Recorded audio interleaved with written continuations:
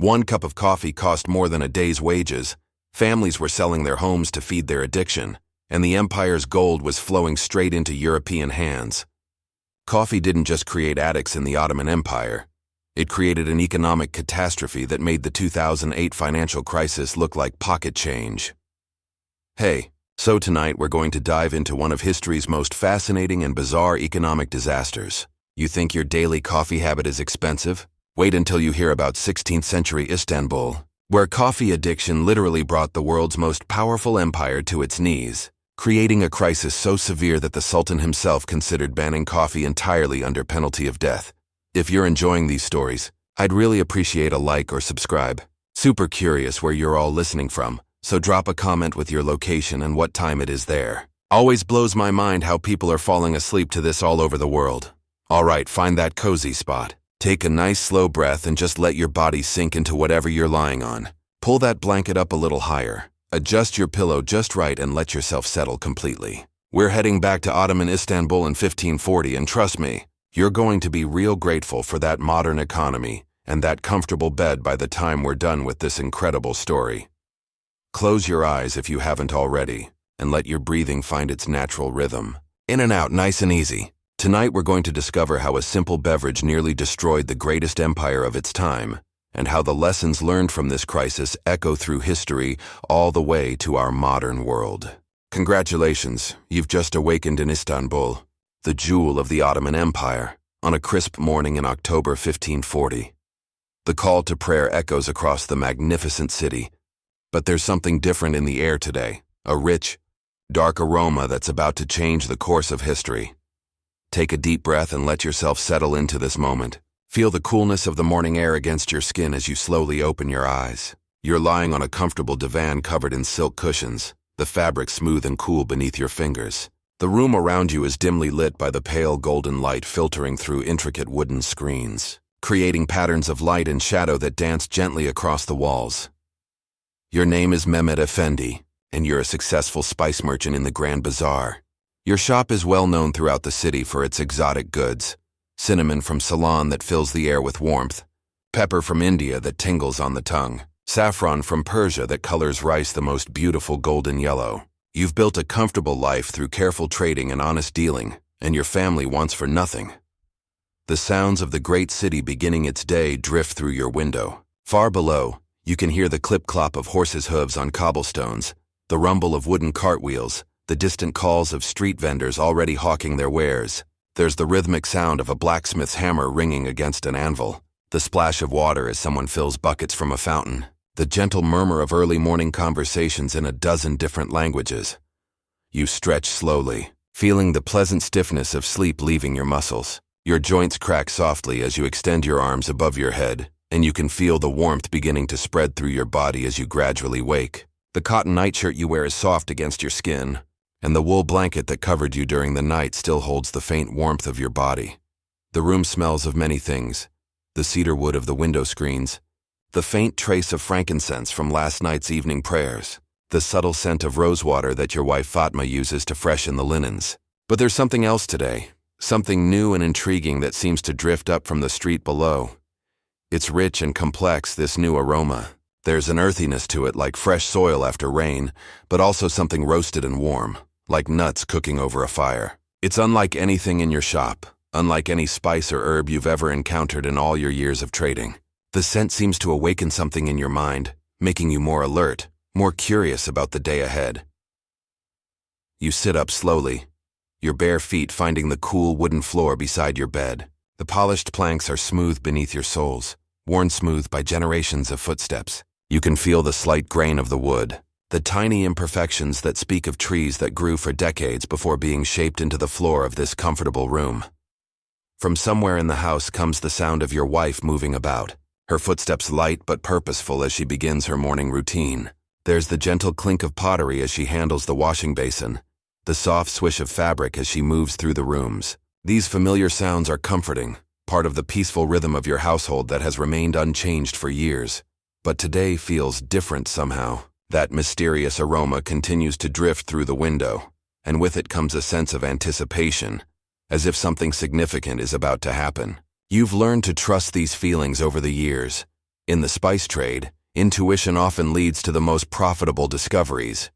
You move to the window, your nightshirt flowing around your legs as you walk. The wooden screen is carved in an intricate geometric pattern that allows air to flow freely while maintaining privacy. Through the gaps, you can see down into the narrow street below, where early morning shadows still stretch long across the cobblestones. The street is beginning to come alive with activity. A water carrier passes by, his leather containers sloshing gently as he walks. Two women wrapped in dark cloaks hurry past, their wooden clogs clicking against the stones. A cat sits in a patch of sunlight, methodically cleaning its fur with long, careful strokes of its pink tongue. And then you see something that explains the mysterious aroma. Across the street in what used to be a simple tea house, there's unusual activity. Men are gathered around small tables, not in the usual loose groups for casual conversation, but with an intensity and focus you've never seen before. They're holding small ceramic cups, bringing them to their lips with almost reverent care. The steam rising from those cups catches the morning light, creating tiny spirals of vapor that dissipate into the cool air. Even from your window you can see how the men's faces change as they drink whatever is in those cups. A look of satisfaction, of awakening, as if they're experiencing something remarkable. One of the men you recognize, Ahmed Bey, a fellow merchant who deals in fine carpets. He's a serious conservative man who rarely indulges in anything beyond the necessities of life. But here he is, cradling that small cup as if it contains liquid gold, his entire demeanor transformed into one of eager anticipation. The mystery is too intriguing to ignore. You dress quickly, choosing a simple but well-made robe of deep blue wool, soft leather slippers that mold to your feet, and a small turban of white cotton. The fabric feels comfortable against your skin, familiar and reassuring. You make your way downstairs, your hand trailing along the smooth wooden banister. The stairs creak softly under your weight, a sound you've heard thousands of times but which today seems particularly noticeable, as if all your senses are somehow more alert than usual. Fatma is in the kitchen, grinding spices for the morning meal. The mortar and pestle make a rhythmic grinding sound as she works, and the air is filled with the warm scent of cumin and coriander. She looks up as you enter, her dark eyes bright with the energy of early morning. "You're up early today," she observes, pausing in her work. "Something has caught your attention. You've been married for 15 years, and she knows you well enough to read the signs of commercial curiosity in your manner. There's something happening across the street," you tell her. "Some new kind of beverage that has Ahmed Bey acting like he's discovered the secret of eternal youth."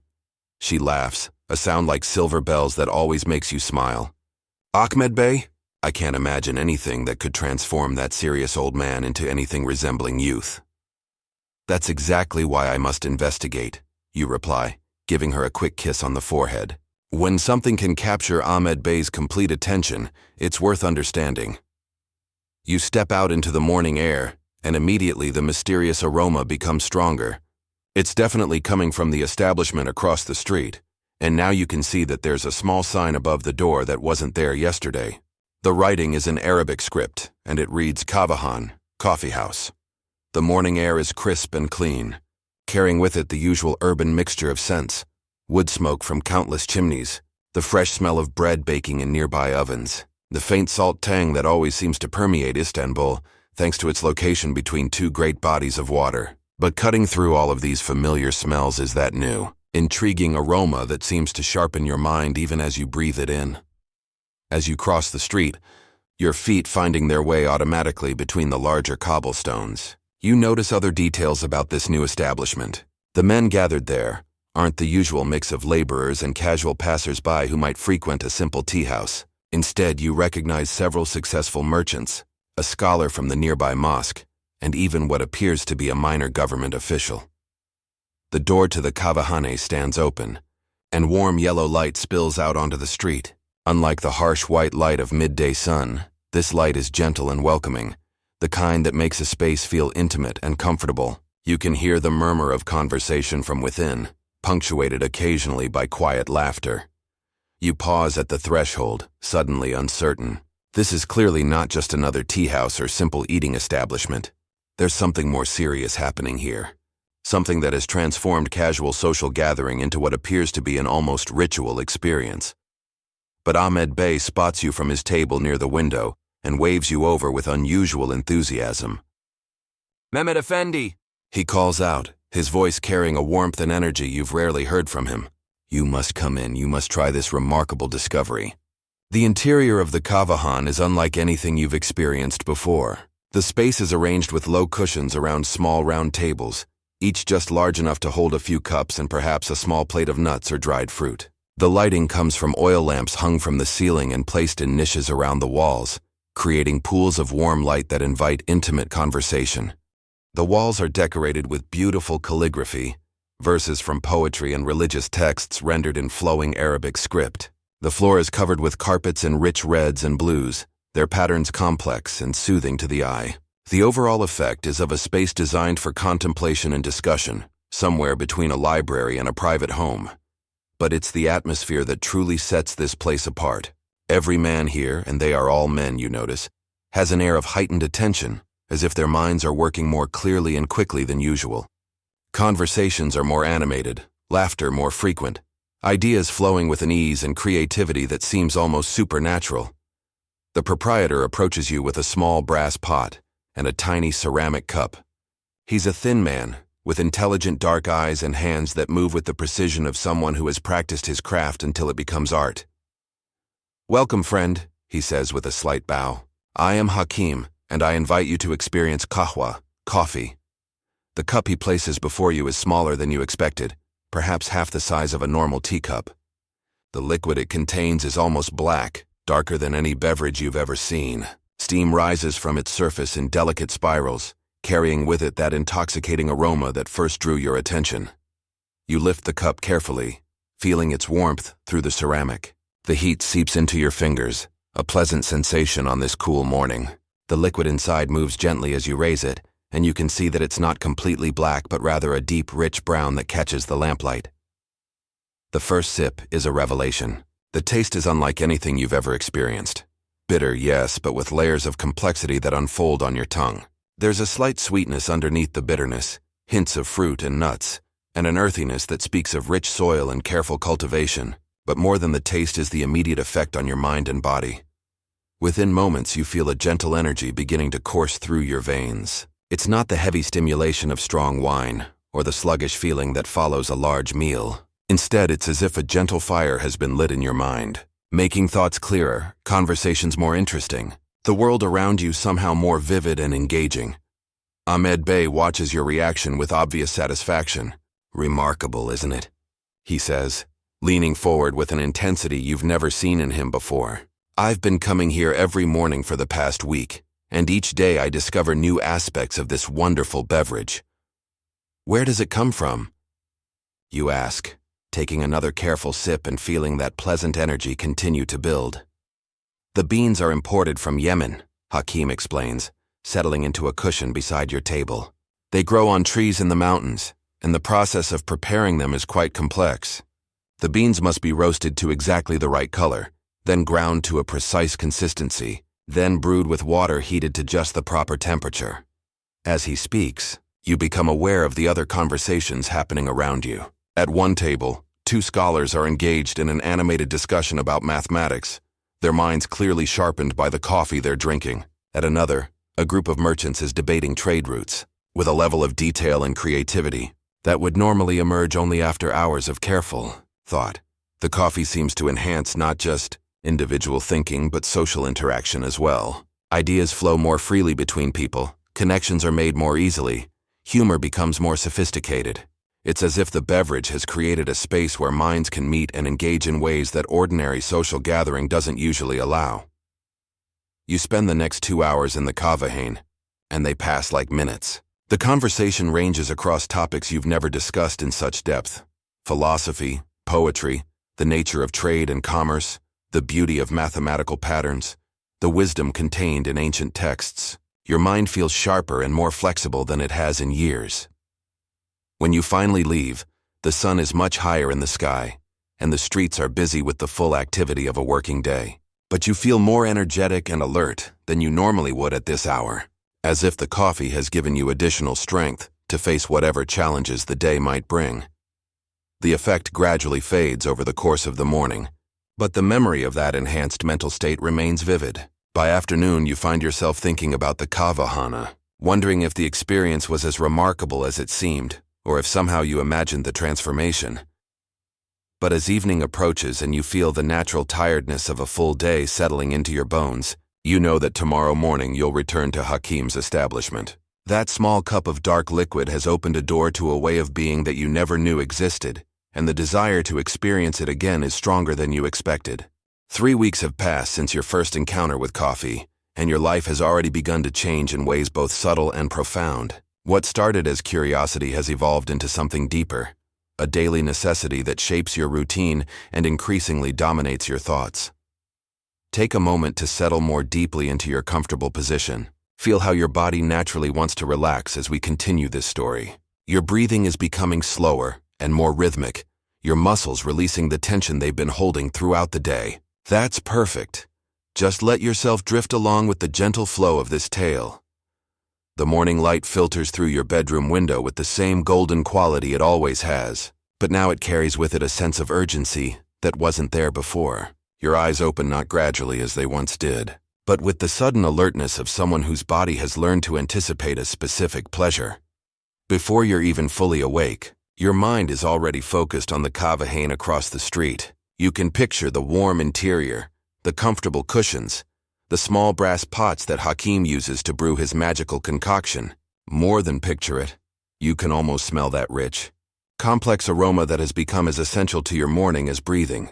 Your body moves more quickly now as you dress, fingers working with practiced efficiency at the buttons and ties of your robe. The fabric feels familiar against your skin, but there's a restlessness in your movements that wasn't there a month ago. It's not unpleasant, this new energy, but it's definitely different from the calm, measured pace that once characterized your mornings.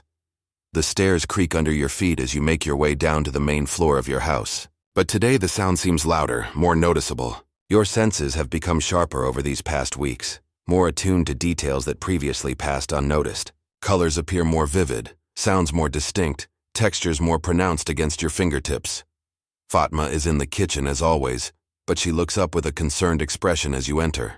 "You're moving very quickly this morning," she observes, her dark eyes studying your face with the careful attention of someone who has noticed changes she doesn't entirely understand. "Just eager to begin the day," you reply. But even as you say it, you're aware that this isn't entirely honest. You're not eager to begin the day in general. You're eager to get to the kavahan, to experience again that wonderful clarity and energy that coffee provides. "You've been different these past weeks," Fatma says carefully, setting down the bowl she was holding.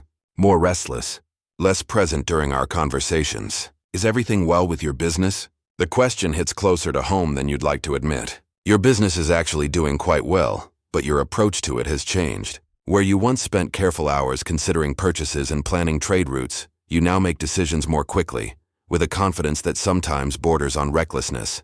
The coffee seems to make everything appear clearer and more obvious than it actually is. "Everything is fine," you assure her, giving her a quick kiss on the cheek. "I'm just excited about some new opportunities I'm exploring." This is true in a sense. The conversations in the Kavahani have introduced you to new trading possibilities, new sources of exotic goods, new networks of merchants and customers. But you're also aware that your enthusiasm for these opportunities is intensified by the coffee in ways that might not be entirely rational. You step out into the morning air, and immediately you can smell it, that wonderful, intoxicating aroma drifting from the kafahane. Your pace quickens involuntarily, and you realize that your body has developed its own rhythm around this daily pilgrimage. Not quite running, but walking with a purpose and urgency that draws curious glances from neighbors who remember when you moved through the streets with more measured dignity. The kavahane is already busy, filled with what you've come to think of as your coffee community. These are men from all walks of life, who have discovered the same daily necessity that drives you here each morning. There's Ibrahim the baker, whose hands are always dusted with flour from his early morning work. There's Osman the carpet weaver, whose fingers move with the delicate precision of someone who creates beauty from colored threads. There's Mustafa the leather worker, whose clothes carry the rich scent of tanned hides and dyes. What unites you all is not profession or social class, but the shared recognition that coffee has become essential to your daily existence. You nod to each other with the understanding of people who share a secret knowledge, a discovery that has enhanced your lives in ways that outsiders couldn't possibly understand. Hakim greets you with a smile that has become familiar and welcoming. Over these past weeks, you've developed a routine that requires no discussion. He knows exactly how you like your coffee prepared. The beans roasted to a medium darkness, ground fine but not too fine, brewed strong but not bitter. The small ceramic cup appears before you as if by magic, steam rising from its surface in those delicate spirals that never fail to captivate your attention. The first sip of the morning is always the most significant. As the warm liquid touches your tongue, you can feel the transformation beginning almost immediately. The slight fog of sleep that still lingered in your mind dissipates like morning mist touched by sunlight. Colors become more vivid, sounds more distinct, thoughts more organized and purposeful. But today, as you settle into your usual cushion and join the familiar conversations, you become aware of something that hadn't occurred to you before. The cost of this daily pleasure has begun to add up in ways that are starting to affect your household budget. A single cup of coffee costs approximately what you might earn from selling a modest quantity of common spices. It's not an enormous expense for someone of your income level, but it's also not insignificant. And lately, you've found yourself wanting more than just the single morning cup. There's an afternoon visit that provides a pleasant break from business routine, sometimes an evening cup to enhance social conversation. You've also begun to notice what happens on the rare days when circumstances prevent your morning visit to the Kavahan. Without the coffee, your mind feels sluggish and unclear. Simple tasks become more difficult. Conversations lack the spark and energy that coffee normally provides. Most troubling, you experience a persistent headache that seems to have no cause other than the absence of your daily stimulation. These observations worry you more than you'd like to admit. You've always prided yourself on being a man of moderation, someone who enjoys pleasures without becoming enslaved by them. But coffee seems to operate by different rules than other enjoyable experiences. The conversations in the Kavahani this morning touch on topics that would have seemed impossibly complex a month ago, but which now feel accessible and engaging. A scholar from the university is explaining astronomical calculations that predict the movements of planets. A merchant recently returned from India describes spice markets where fortunes are made and lost on the subtle differences between varieties of pepper that look identical to untrained eyes. Your mind follows these discussions with an ease and comprehension that still amazes you. Ideas connect in ways they never did before. Patterns emerge from complexity. Solutions to problems appear as if illuminated by inner light. But underneath this intellectual enhancement, you're becoming aware of a growing anxiety. What started as a pleasant addition to your daily routine has become something you can't imagine living without. The thought of a morning without coffee fills you with a dread that seems out of proportion to the loss of a simple beverage as the morning progresses and you reluctantly prepare to leave the Kavahan to attend to business. You find yourself already looking forward to your next visit. The anticipation is almost as intense as the pleasure itself, a constant background awareness that shapes how you move through the rest of your day. Walking back across the street to your house, you notice details about your neighborhood that somehow escaped attention before. The way morning sunlight catches the carved details above doorways, the intricate patterns in the cobblestones beneath your feet, the subtle variations in the colors of roof tiles that create a complex mosaic when viewed from the right angle. But you also notice something else.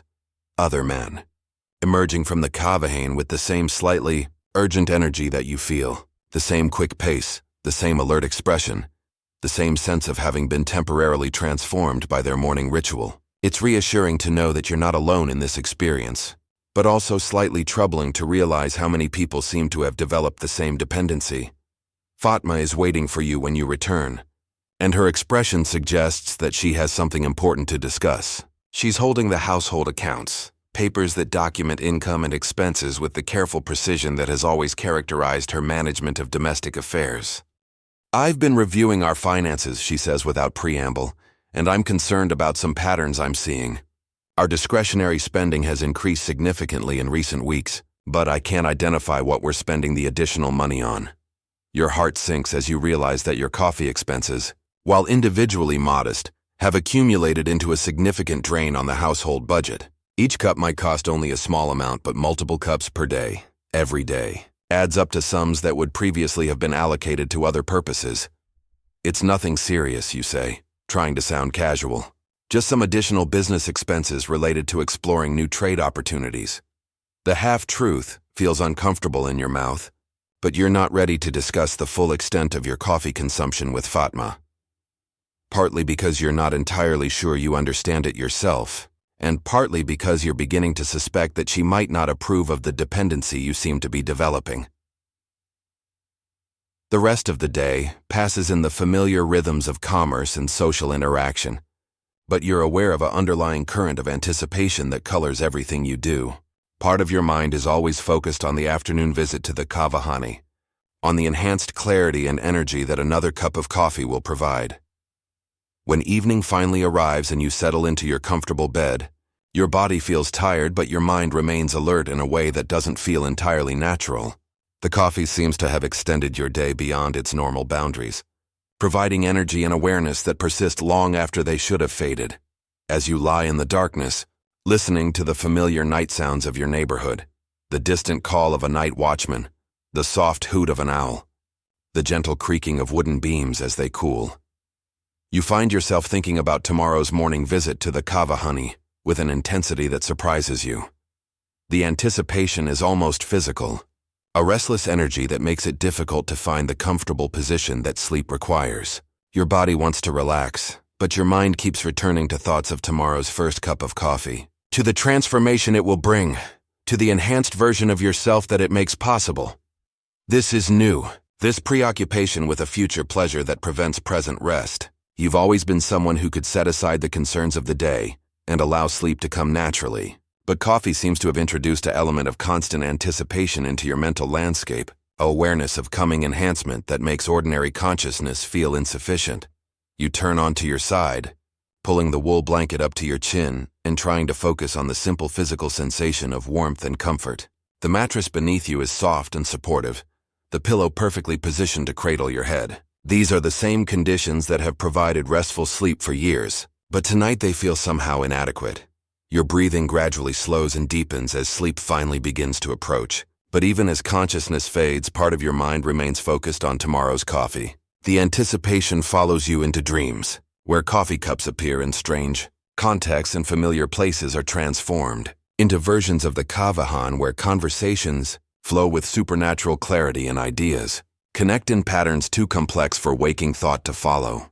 2 months have passed since coffee entered your life, and what began as a pleasant morning ritual has evolved into something far more complex and troubling. The transformation has been so gradual that you barely noticed it happening, like watching your shadow grow longer as the sun moves across the sky, each moment seeming unchanged while the overall picture shifts dramatically. Allow your breathing to deepen as we explore this next phase of the story. Feel how your body naturally wants to settle more completely into rest as you listen. Your muscles are releasing their tension, your mind growing quieter and more receptive to the gentle flow of this tale. That's exactly right. Just let yourself drift along with the rhythm of the words. The morning light creeps through your window with the same gentle persistence it always has, but your response to it has changed completely. Where you once awakened gradually, allowing consciousness to return in slow waves, you now emerge from sleep with the sharp alertness of someone whose body has learned to crave a specific substance. Your first conscious thought isn't about the day ahead or your family or your business. It's about coffee. The need for it sits in your stomach like a small, insistent animal that must be fed before any other activity becomes possible. Not hunger exactly, but something deeper and more urgent than mere appetite. You move through your morning routine with efficiency that borders on haste. Washing becomes a quick splash of water, dressing a matter of grabbing the first suitable clothes within reach. The careful grooming that once characterized your preparation for the day has been abbreviated to the minimum necessary for public appearance. Fatma watches this rushed preparation with eyes that have grown increasingly worried over the past weeks. She's a perceptive woman, and she's noticed changes in your behavior that you yourself are only beginning to acknowledge. The way you move with restless energy, the distracted quality of your attention during conversations, the increasing frequency with which you leave the house for unexplained errands that always seem to take you in the direction of the kavahane. You're very eager to begin work today, she observes. But there's a question in her voice that suggests she doesn't entirely believe this explanation for your hurried departure. Many opportunities to pursue, you reply, which is true in the most literal sense. The networking that happens in the kavahani has indeed introduced you to new business possibilities. But you're aware that this isn't the primary reason for your urgency to leave the house. The morning air carries the familiar mixture of urban scents, bread baking, wood smoke, the distant salt tang from the harbor. But cutting through all of these is the aroma that has become your primary navigation beacon. The rich, complex smell of coffee brewing in Hakim's establishment. As you approach the kavahane, you notice that it's more crowded than usual. What started as a gathering place for a few curious early adopters has grown into something approaching a social institution. Men from all levels of Ottoman society now make regular pilgrimages here, drawn by the same irresistible combination of mental stimulation and social enhancement that first captured your attention. But this morning, as you join the familiar queue waiting for tables, you overhear a conversation that sends a chill through your chest. Two men near the door are discussing the increasing cost of their coffee habit, and their words echo concerns that you've been trying to avoid confronting. "I've calculated that I'm spending nearly 40 axes per week on coffee," one of them says, his voice carrying a mixture of amazement and worry. "That's enough to feed my family for several days." "At least you can still afford it," his companion replies grimly. "I've had to start selling things, first small items that wouldn't be missed, but now, well, my wife is asking questions about why certain family treasures have disappeared. This conversation hits you like cold water, because it mirrors calculations you've been avoiding making yourself. You've been aware that your coffee expenses were increasing, but you haven't wanted to confront the exact magnitude of the drain on your household finances.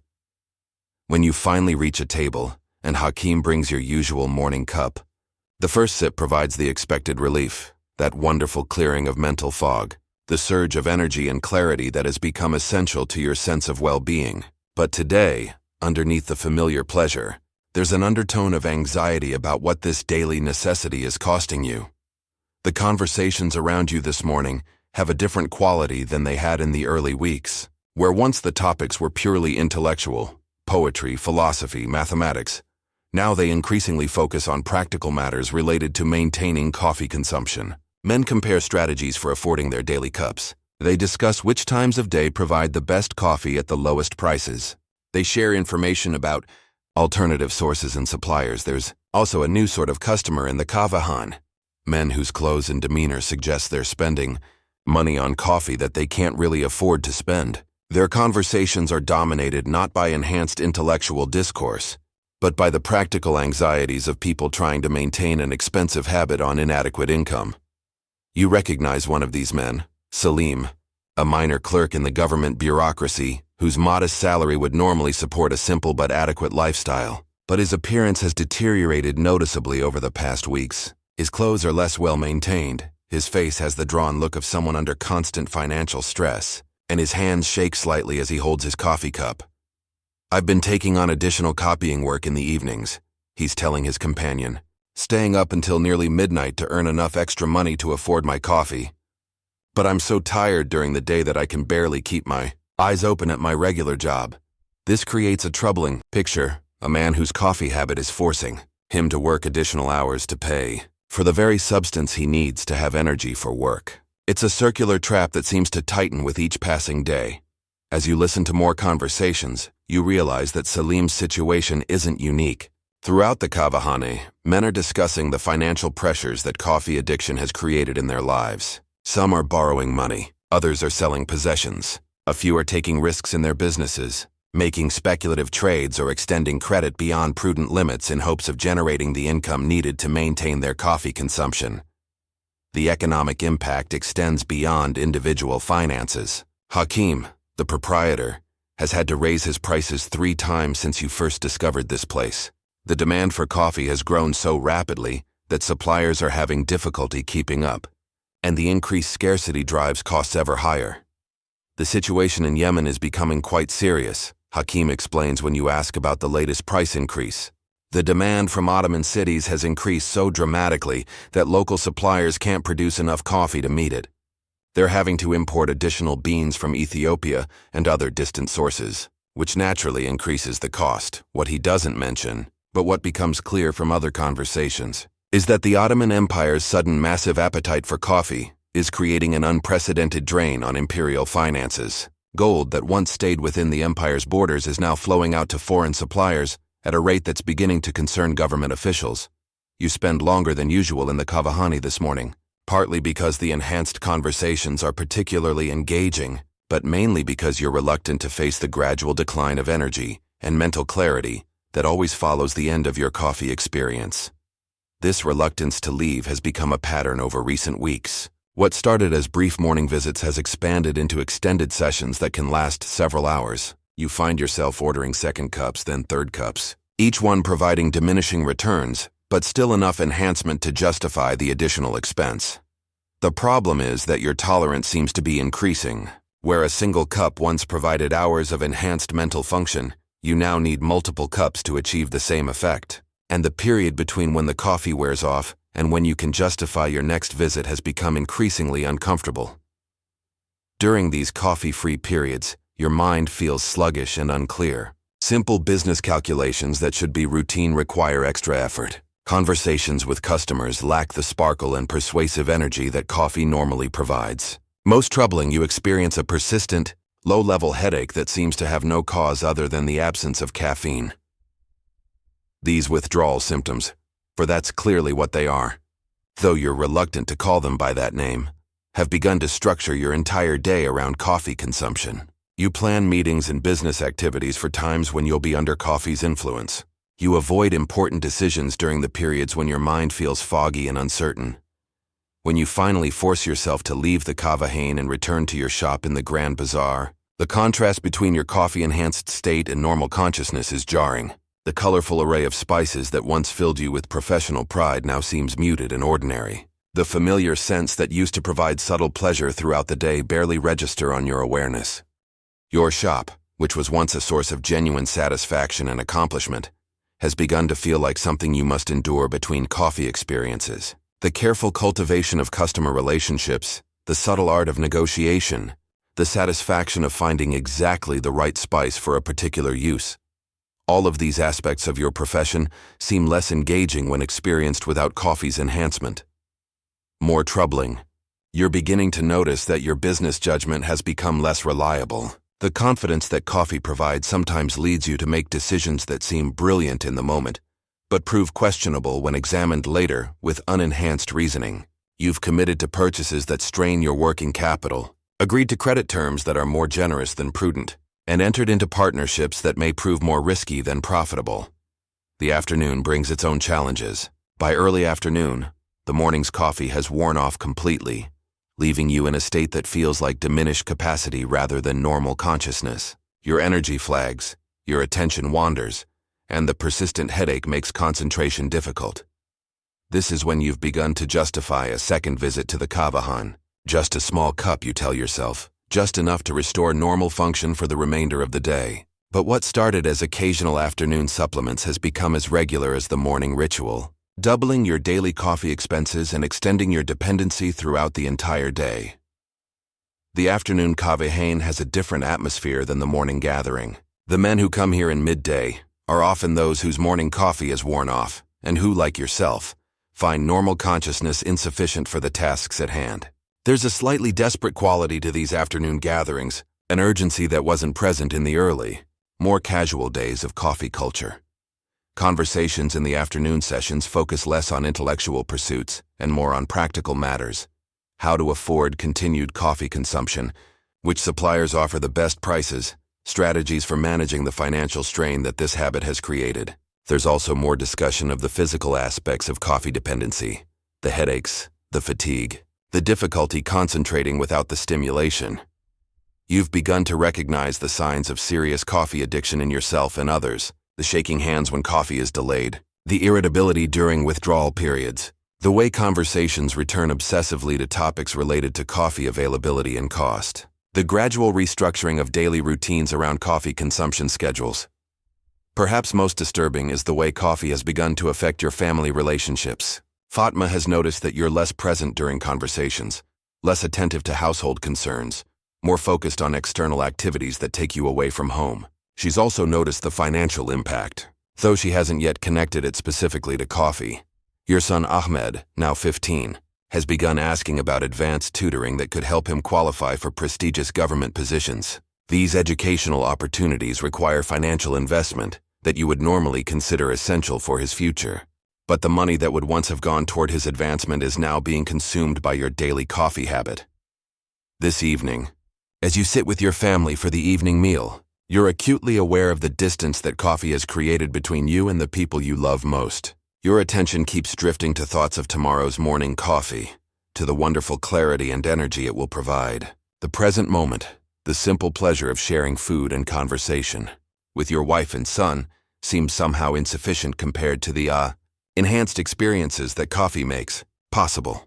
The meal consists of simple but nourishing foods: fresh bread, olive oil, cheese, a few vegetables from the market. Once this would have been perfectly satisfying, a pleasant end to a productive day, but now it feels somehow inadequate, lacking the intensity and clarity that characterizes coffee-enhanced experiences.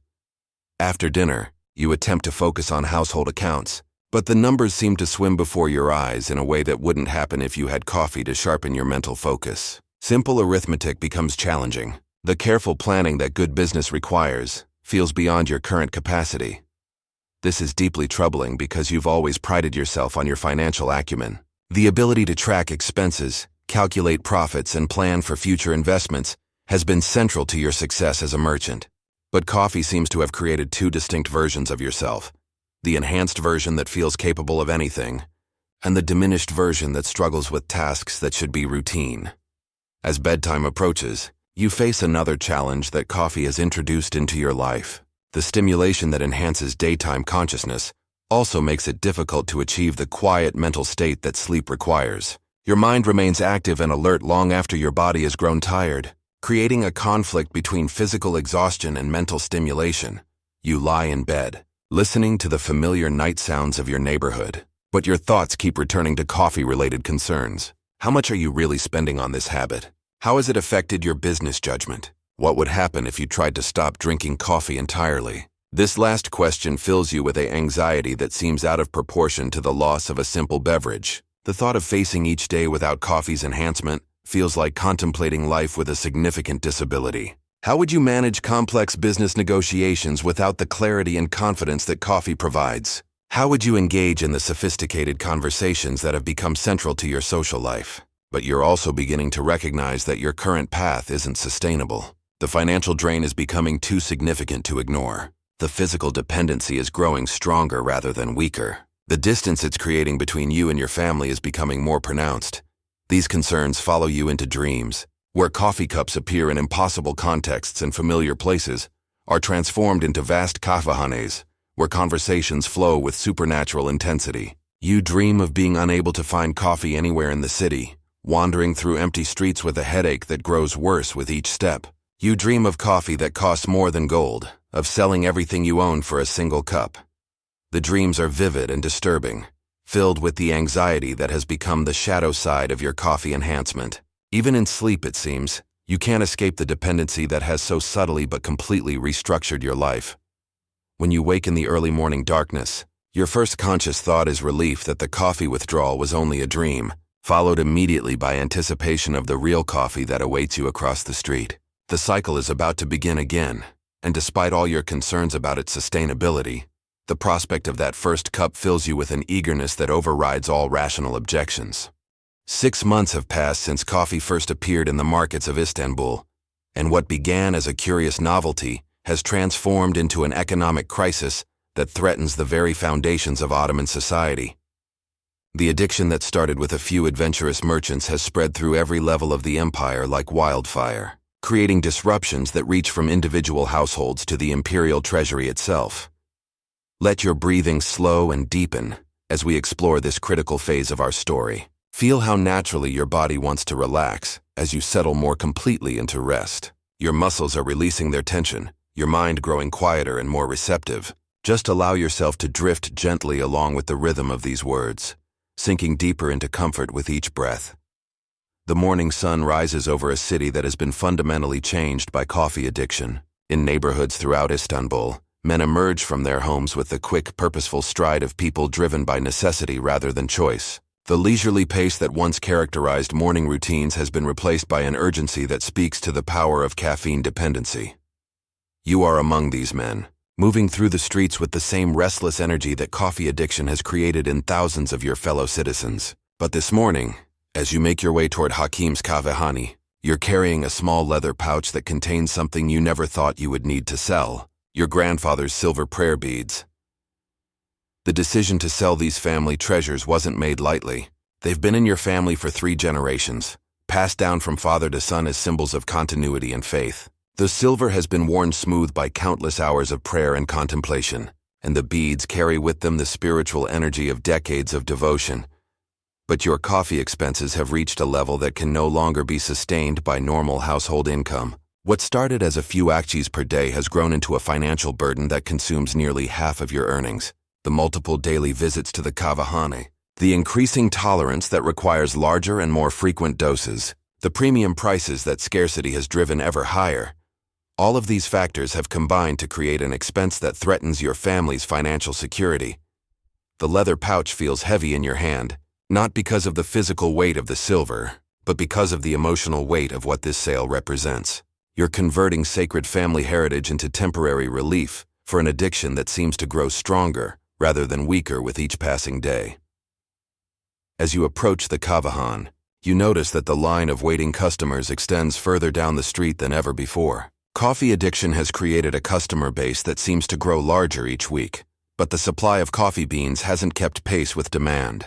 This imbalance has driven prices to levels that would have been unthinkable when you first discovered this beverage.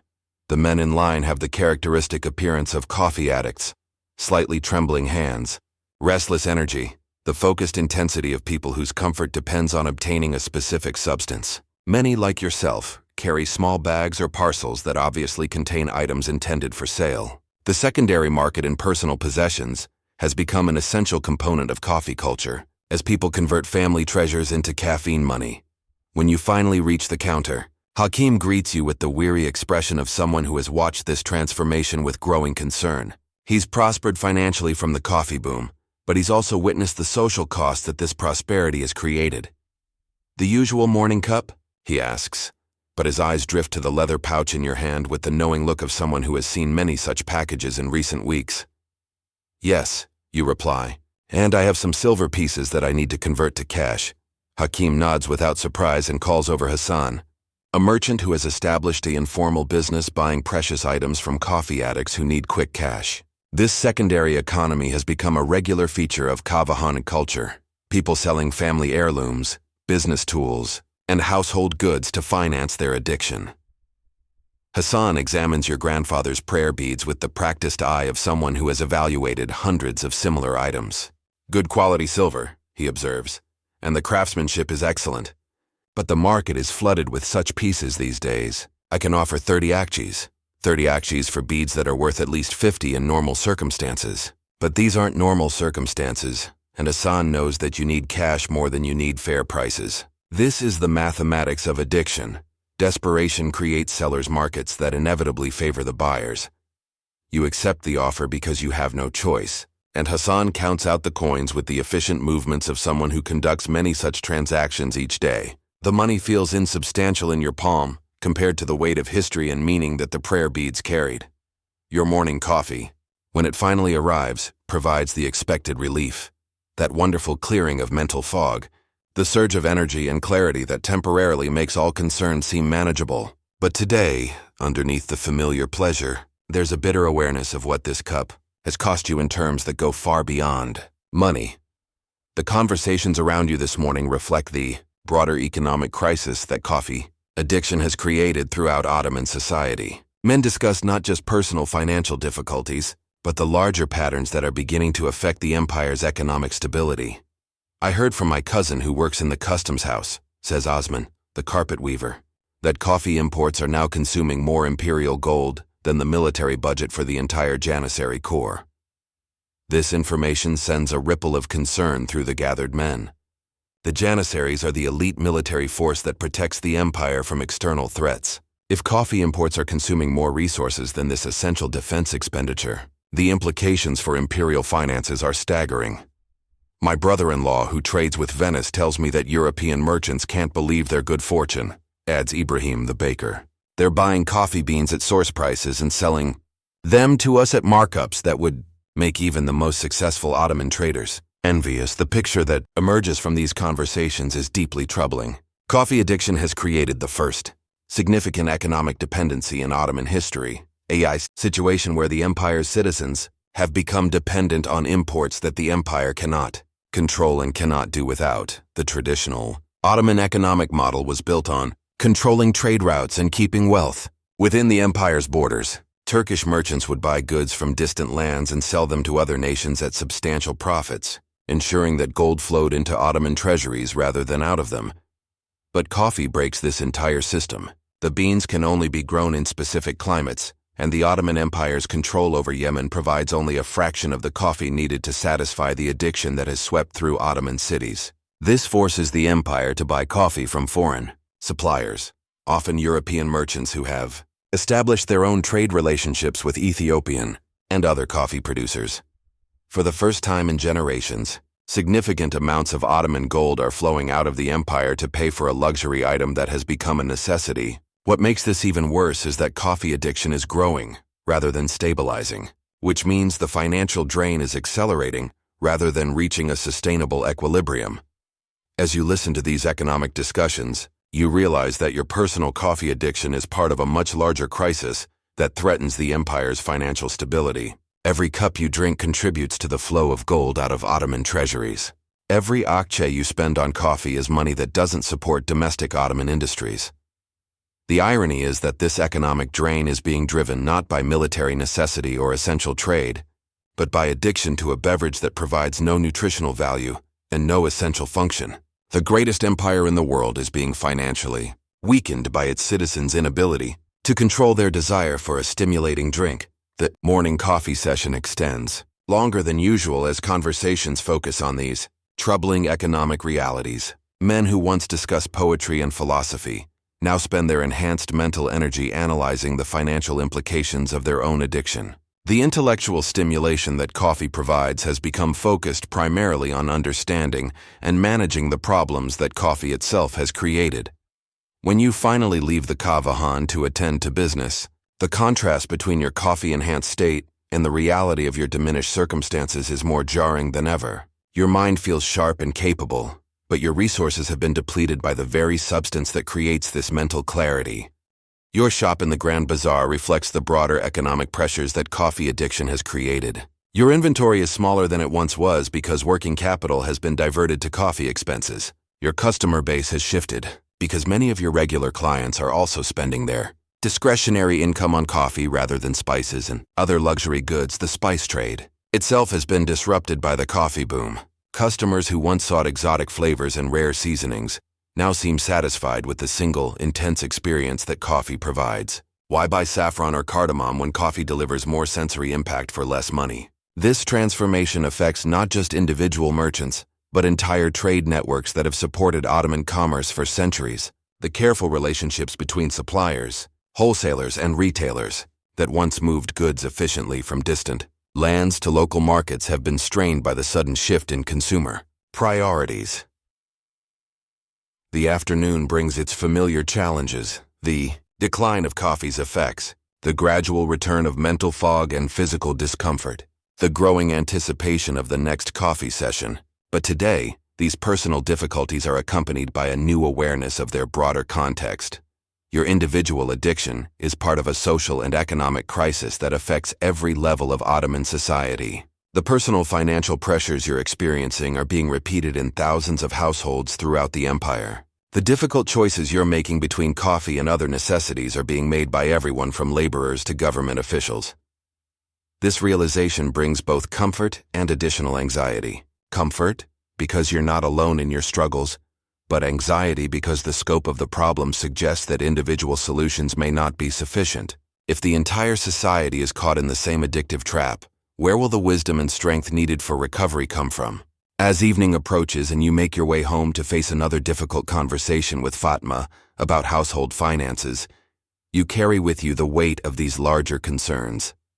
Your personal coffee addiction has connected you to economic forces that threaten the stability of the empire itself. The sale of your grandfather's prayer beads has provided temporary relief, but it's also a symbol of how coffee addiction consumes not just money, but the cultural and spiritual heritage that gives life meaning beyond immediate pleasure. What started as a quest for enhanced experience has become a process of gradual impoverishment that affects every aspect of existence. Tonight, as you attempt to sleep despite the restless energy that coffee creates, Your dreams are filled not just with personal anxieties, but with visions of a great empire slowly bleeding gold through thousands of small holes, each one representing an individual's daily coffee habit. The personal and the political have become inseparably connected, and the stakes of your private struggle have suddenly become much higher than you ever imagined. Deep within the magnificent Topkapi Palace, Sultan Suleiman the Magnificent sits in his private study, surrounded by reports that would have been inconceivable at the beginning of his reign. The empire that has conquered the gates of Vienna and controls the eastern Mediterranean is facing a crisis that no military victory can solve. His subjects are slowly bankrupting themselves and the imperial treasury through addiction to coffee beans. Allow your breathing to slow even further as we enter this pivotal moment in our story. Feel how your body naturally settles deeper into rest, muscles releasing their tension, mind growing quieter and more receptive to the gentle flow of these words. The physical comfort you're experiencing now creates the perfect state for absorbing the complex political and personal dimensions of this historical crisis. The Sultan's study is a masterpiece of Ottoman artistic achievement, with walls covered in the finest calligraphy, carpets woven from silk and gold thread, and windows that look out over the Golden Horn toward the great city that has become the center of a coffee addiction epidemic. The morning light filters through intricate wooden screens, creating patterns of shadow and illumination that would normally provide a sense of peace and contemplation. But today, the beauty of these surroundings cannot distract from the troubling documents spread across the Sultan's ornate desk. Treasury reports detail the unprecedented drain on imperial finances caused by coffee imports. Intelligence reports describe the social disruption that coffee houses have created in cities throughout the empire. Religious scholars' opinions present conflicting interpretations of whether coffee consumption is compatible with Islamic law. Grand Vizier Rustem Pasha stands beside the desk, his expression grave as he summarizes the most alarming developments. Your Majesty, the financial situation has deteriorated beyond our most pessimistic projections. Coffee imports are now consuming approximately 15% of the empire's total gold reserves annually. The Sultan studies the numbers with the same careful attention he once gave to military intelligence before major campaigns. What he sees confirms his worst fears about the scope of this unprecedented crisis. And the social effects? Even more troubling, Your Majesty. Coffee houses have become centers of political discussion that operate outside traditional authority structures. Men gather daily to debate imperial policies, question government decisions, and organize resistance to taxation. The stimulating effects of coffee seem to encourage exactly the kind of independent thinking that challenges established order. This intelligence represents a threat that the Ottoman Empire has never faced before. Previous challenges, military enemies, economic competition, religious disputes, had clear precedents and established responses. But coffee addiction creates problems that cut across all traditional categories of governance. The substance is not harmful in the way that alcohol or opium are harmful, so it cannot be simply classified as a dangerous drug. It provides genuine benefits: enhanced mental function, increased social interaction, economic opportunities for merchants and coffee house operators. But these benefits come with costs that threaten the empire's financial stability and social order. Meanwhile, in your modest home across the city, you're experiencing the personal dimension of the crisis that has reached the highest levels of imperial attention. The morning routine that has become essential to your functioning now requires financial sacrifices that affect every member of your family. Your son Ahmed sits at the kitchen table, carefully mending a torn shirt, instead of discarding it for a new one as he would have done 6 months ago. The money that once went towards small luxuries and regular clothing replacements has been redirected to sustain your coffee addiction, forcing the entire household to adopt more austere living standards. Fatma moves through her morning tasks with the efficient precision of someone who has learned to make every akçe stretch as far as possible. The household accounts that she maintains show a steady decline in discretionary spending on everything, except the mysterious expenses that you continue to attribute to business necessities. The cloth merchant asked me yesterday when we might settle our account, she mentions carefully, not meeting your eyes. It's been several weeks since our last payment. This gentle reminder hits you like a physical blow because you know exactly why the account remains unpaid. The money that should have gone to the cloth merchant has instead been spent on coffee, converted from essential household expenses into temporary nervous system stimulation. I'll take care of it this week. You promise. though you're not sure how this will be possible without selling more family possessions or taking on additional debt. The cycle has become viciously self-reinforcing. Coffee addiction has created financial pressures that generate stress and anxiety. Coffee temporarily relieves this stress and anxiety, creating the illusion that the substance that caused the problem is also the solution. But each temporary relief requires additional expense, making the underlying financial situation worse rather than better. As you prepare for your morning pilgrimage to the Kafahan, you're carrying another small package, this time containing your wife's silver hairpins, delicate pieces that were part of her dowry and represent some of her most precious possessions. The decision to sell these items was made in desperation, after calculating that your coffee expenses have reached levels that threaten the family's ability to pay for food and shelter. The weight of the package in your hand represents more than just financial necessity. It symbolizes the gradual erosion of everything that once provided security and meaning in your life. Coffee has become more important than family heirlooms, more essential than financial stability, more urgent than the trust and respect of the people you love most. The street scene that greets you as you leave your house has changed dramatically over the past months. Where once the morning hours were characterized by the leisurely pace of people beginning their daily routines, now there's an undercurrent of urgency that speaks to the widespread nature of coffee addiction. Dozens of men move through the narrow streets with the quick, purposeful stride of people driven by chemical necessity. Many carry small packages similar to yours, family possessions being converted into coffee money. The secondary economy that has developed around caffeine dependency has become a visible feature of neighborhood life.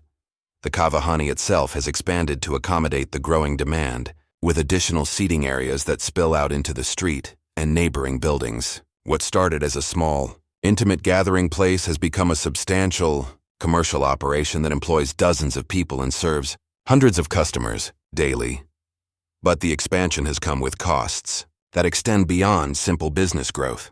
The intimate atmosphere that once characterized coffeehouse culture has been replaced by something more frantic and desperate. Conversations focus less on intellectual pursuits and more on practical matters related to sustaining coffee consumption in the face of increasing financial pressure.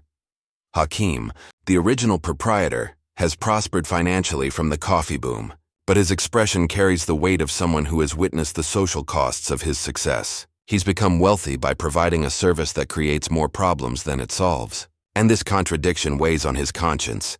Business continues to grow, he tells you as he prepares your morning cup.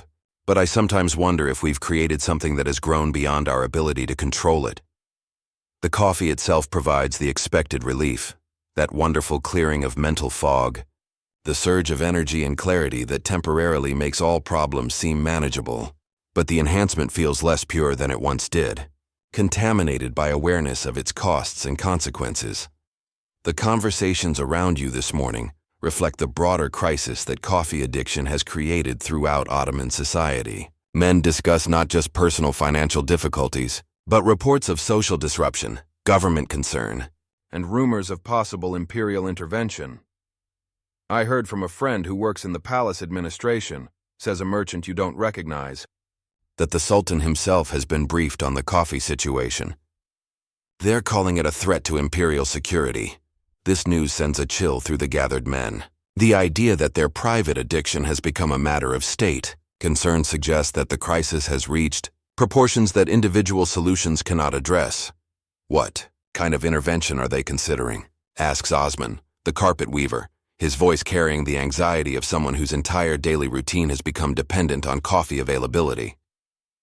Some say complete prohibition, the merchant replies.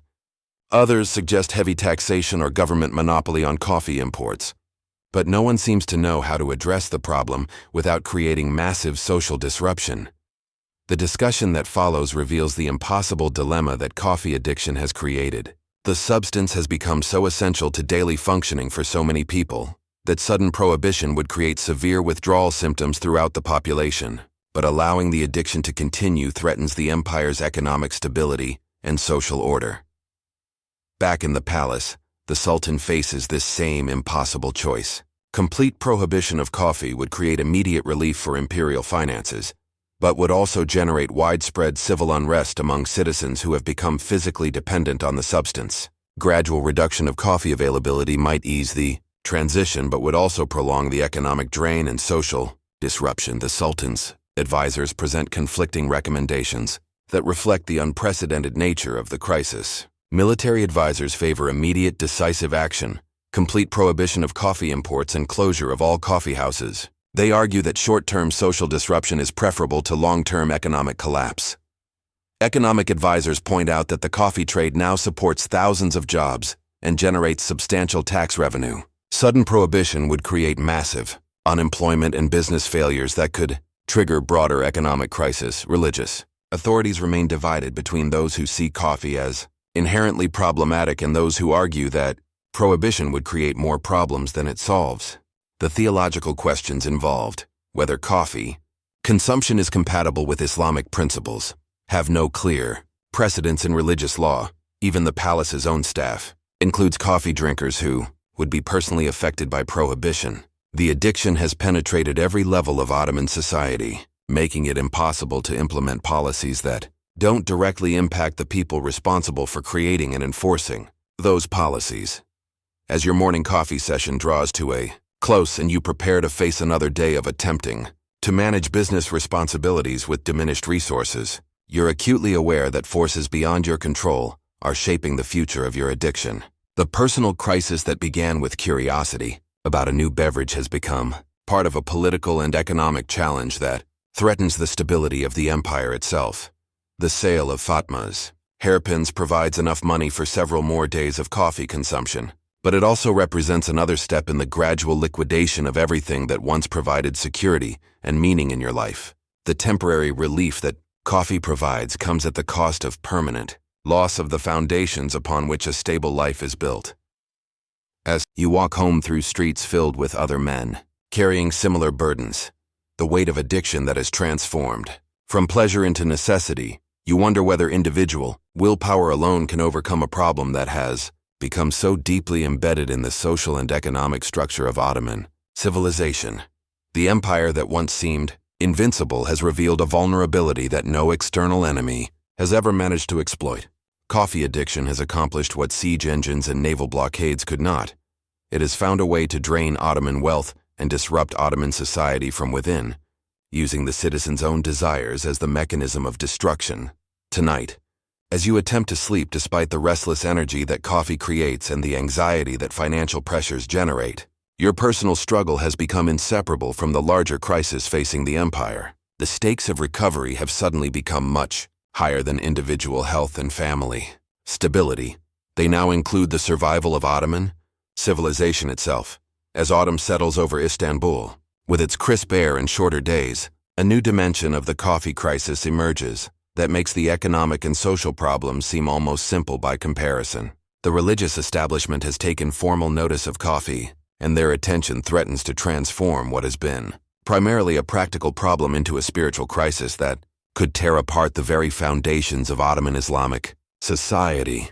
Allow your breathing to become even slower and deeper as we explore this complex development. Feel how naturally your body wants to settle into complete relaxation, muscles releasing all their tension, mind growing quieter and more receptive to the gentle rhythm of this story. The physical comfort you're experiencing creates the perfect state for understanding the profound spiritual and cultural conflicts that coffee addiction has awakened. The controversy begins, as such things often do, with a question posed by a concerned citizen to a respected religious scholar. In this case, the citizen is a coffeehouse customer whose conscience has been troubled by the possibility that his daily addiction might be incompatible with his faith. The scholar is Sheikh Yahya, an elderly man known throughout Istanbul for his learning and his careful approach to complex theological questions. The question itself seems simple enough. Is the consumption of coffee permissible under Islamic law? But like many apparently simple questions, this one opens doors to considerations that reach into the deepest principles of religious practice and social order. Sheikh Yahya's initial response reflects the careful methodology that has made him a respected authority. This beverage is new to our experience, he tells the questioner, and its effects are unlike those of substances that religious law has already addressed. We must examine not just the immediate effects of coffee consumption, but its broader impact on the believer's relationship with Allah and with the community of the faithful.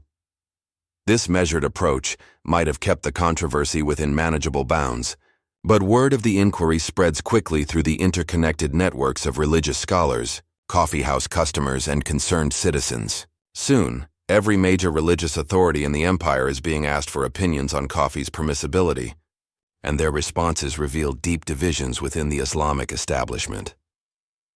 You first become aware of the religious controversy during your morning visit to the kahvehane, when you overhear a heated discussion between two regular customers who normally focus their coffee-enhanced conversations on matters of trade and poetry. My imam told me yesterday that coffee drinking may be haram, says Yusuf, a cloth merchant whose hands shake slightly as he holds his cup.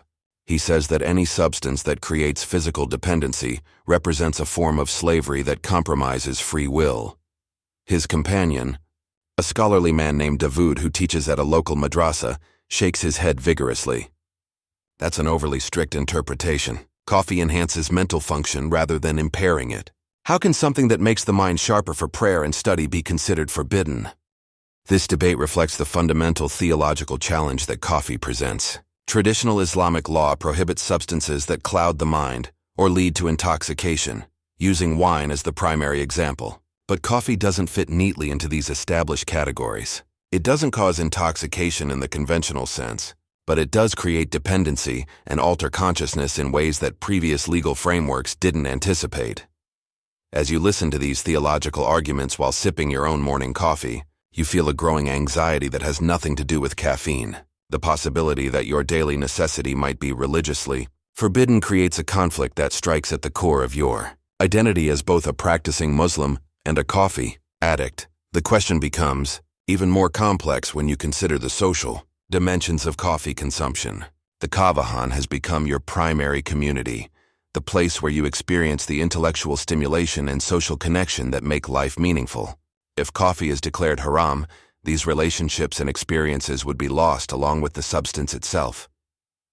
Over the following weeks, the religious controversy intensifies as scholars throughout the empire are drawn into the debate. Conservative clerics begin preaching against coffee from their pulpits, calling it Satan's drink, and comparing coffee houses to taverns. They argue that any gathering place that doesn't center on religious worship is inherently suspect, and that coffee's mind-altering properties make it similar to wine in the eyes of Allah.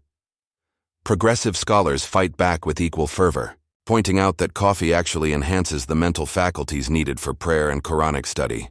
They argue that the social bonds formed in coffee houses strengthen the ummah, the community of believers, rather than weakening it, and that prohibition would create more spiritual harm than coffee consumption itself. The debate reaches new levels of intensity when specific incidents are cited to support each position. Conservative scholars point to cases where coffee addiction has led believers to miss prayers, sell religious items to buy coffee, or neglect family responsibilities in pursuit of caffeine. Progressive scholars counter with examples of enhanced religious devotion among coffee drinkers who report that caffeine helps them concentrate during prayer and stay alert during religious instruction. Both sides have compelling evidence, which makes the controversy more troubling rather than less. Coffee clearly does enhance certain aspects of mental function, but it also clearly creates dependencies that can interfere with other religious and social obligations. The question becomes not whether coffee has positive or negative effects, but whether its benefits outweigh its costs in the context of spiritual life. Your personal experience reflects this theological ambiguity in ways that make simple answers impossible. Coffee has undoubtedly enhanced your intellectual engagement with religious texts and philosophical discussions. The conversations in the kahvehane often touch on spiritual matters with a depth and sophistication that wouldn't be possible without caffeine's mental sharpening effects. But coffee has also created compulsions that sometimes conflict with religious obligations. You've occasionally delayed morning prayers to ensure that you could obtain coffee before the kahvehane became too crowded. You've sold religious items, including your grandfather's prayer beads, to finance your addiction. You've allowed coffee consumption to become more important than family harmony and financial responsibility. These personal contradictions are being repeated throughout Ottoman society as believers struggle to reconcile their coffee addiction with their spiritual commitments. The result is a form of cognitive dissonance that creates anxiety and guilt even in the midst of coffee's pleasurable effects. The controversy deepens when reports arrive from Mecca that coffee houses have been established even in the holy city itself. Some pilgrims describe coffee drinking as an enhancement to the Hajj experience, with believers gathering to discuss spiritual matters over cups of the stimulating beverage. But others are horrified by this development, sending angry letters to Istanbul, describing coffee houses near the Great Mosque as dens of irreverence, where worldly pleasures distract from holy worship.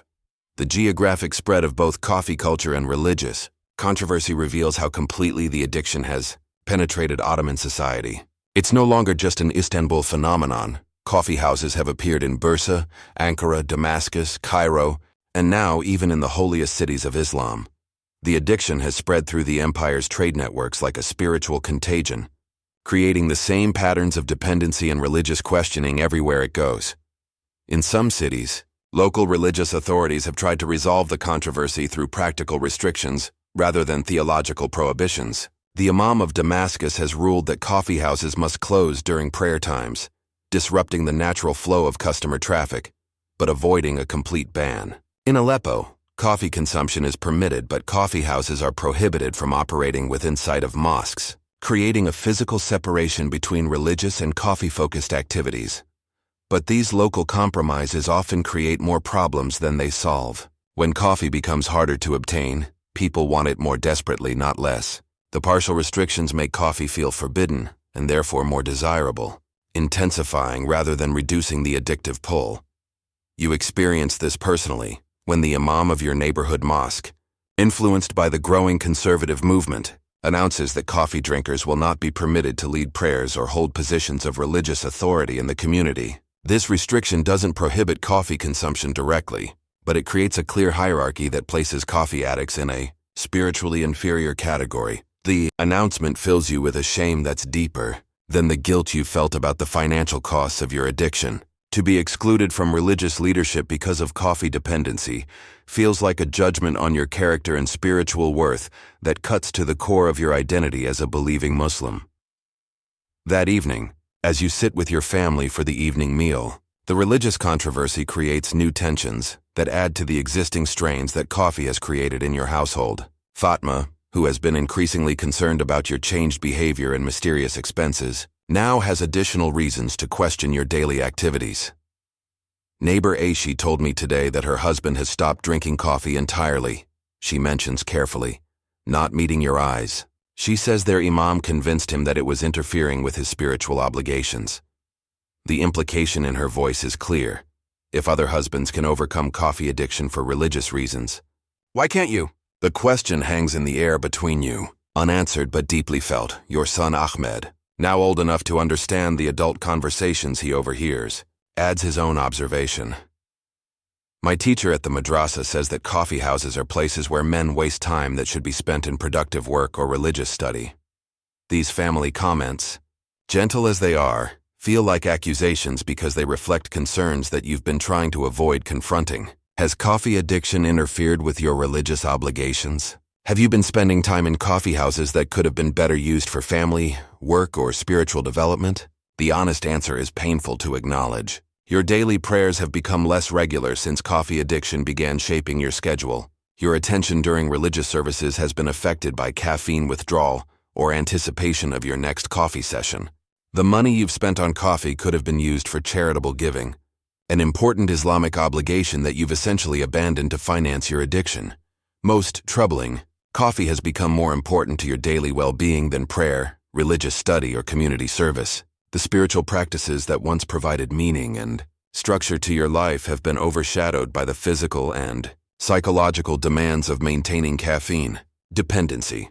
This realization creates a crisis of faith that goes beyond the immediate question of coffee's religious permissibility. If an addictive substance can so easily displace religious commitments that you thought were fundamental to your identity, what does that say about the strength of your faith? How can you claim to be a devout Muslim when your actual behavior suggests that coffee matters more to you than Allah?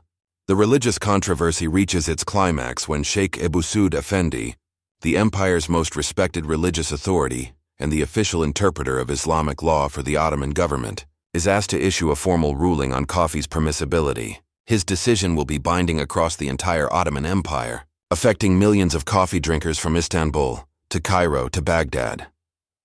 The weeks while Sheikh Ebu Suud deliberates become a period of intense anxiety for coffee addicts throughout the empire. The possibility that coffee might be declared haram creates a form of suspended sentence that makes every cup feel potentially sinful, and every visit to a coffee house feel like a gamble with eternal salvation. During this waiting period, the atmosphere in the kavahans becomes increasingly tense. Some customers stop coming entirely, afraid of being associated with something that might be declared forbidden. Others, like yourself, continue drinking but with growing anxiety about the religious implications. The conversations that once focused on intellectual pursuits or practical matters now revolve obsessively around the coming religious ruling. Men analyze every rumor about Sheikh Ebu Suud's thinking, debate the theological arguments on both sides, and speculate about how they would respond to different possible decisions. If coffee is declared haram, asks Ibrahim during one of these anxious discussions, will you be able to stop drinking it? The question haunts you because you're not sure of the answer. Your faith has always been the unquestioned foundation of your life, the bedrock upon which everything else rests. But your addiction to coffee has become equally fundamental to your daily existence. The thought of choosing between them fills you with a dread that reveals how completely coffee has compromised your spiritual autonomy. Hakim, the coffee house owner, faces an even more immediate crisis. His entire livelihood depends on coffee's continued religious acceptability. He's invested everything he owns in coffee beans, equipment, and the lease on his establishment. If coffee is declared haram, he'll lose everything overnight and will have spent years of his life building a business that Islamic law considers inherently sinful. I've been thinking about what I'll do if the worst happens. He confides to you one morning as he prepares your usual cup. Maybe I could convert the space into a traditional tea house. But tea doesn't have the same effect, doesn't create the same atmosphere. It wouldn't be the same community. The possibility that this entire social world might disappear adds another layer of loss to the prospect of coffee prohibition.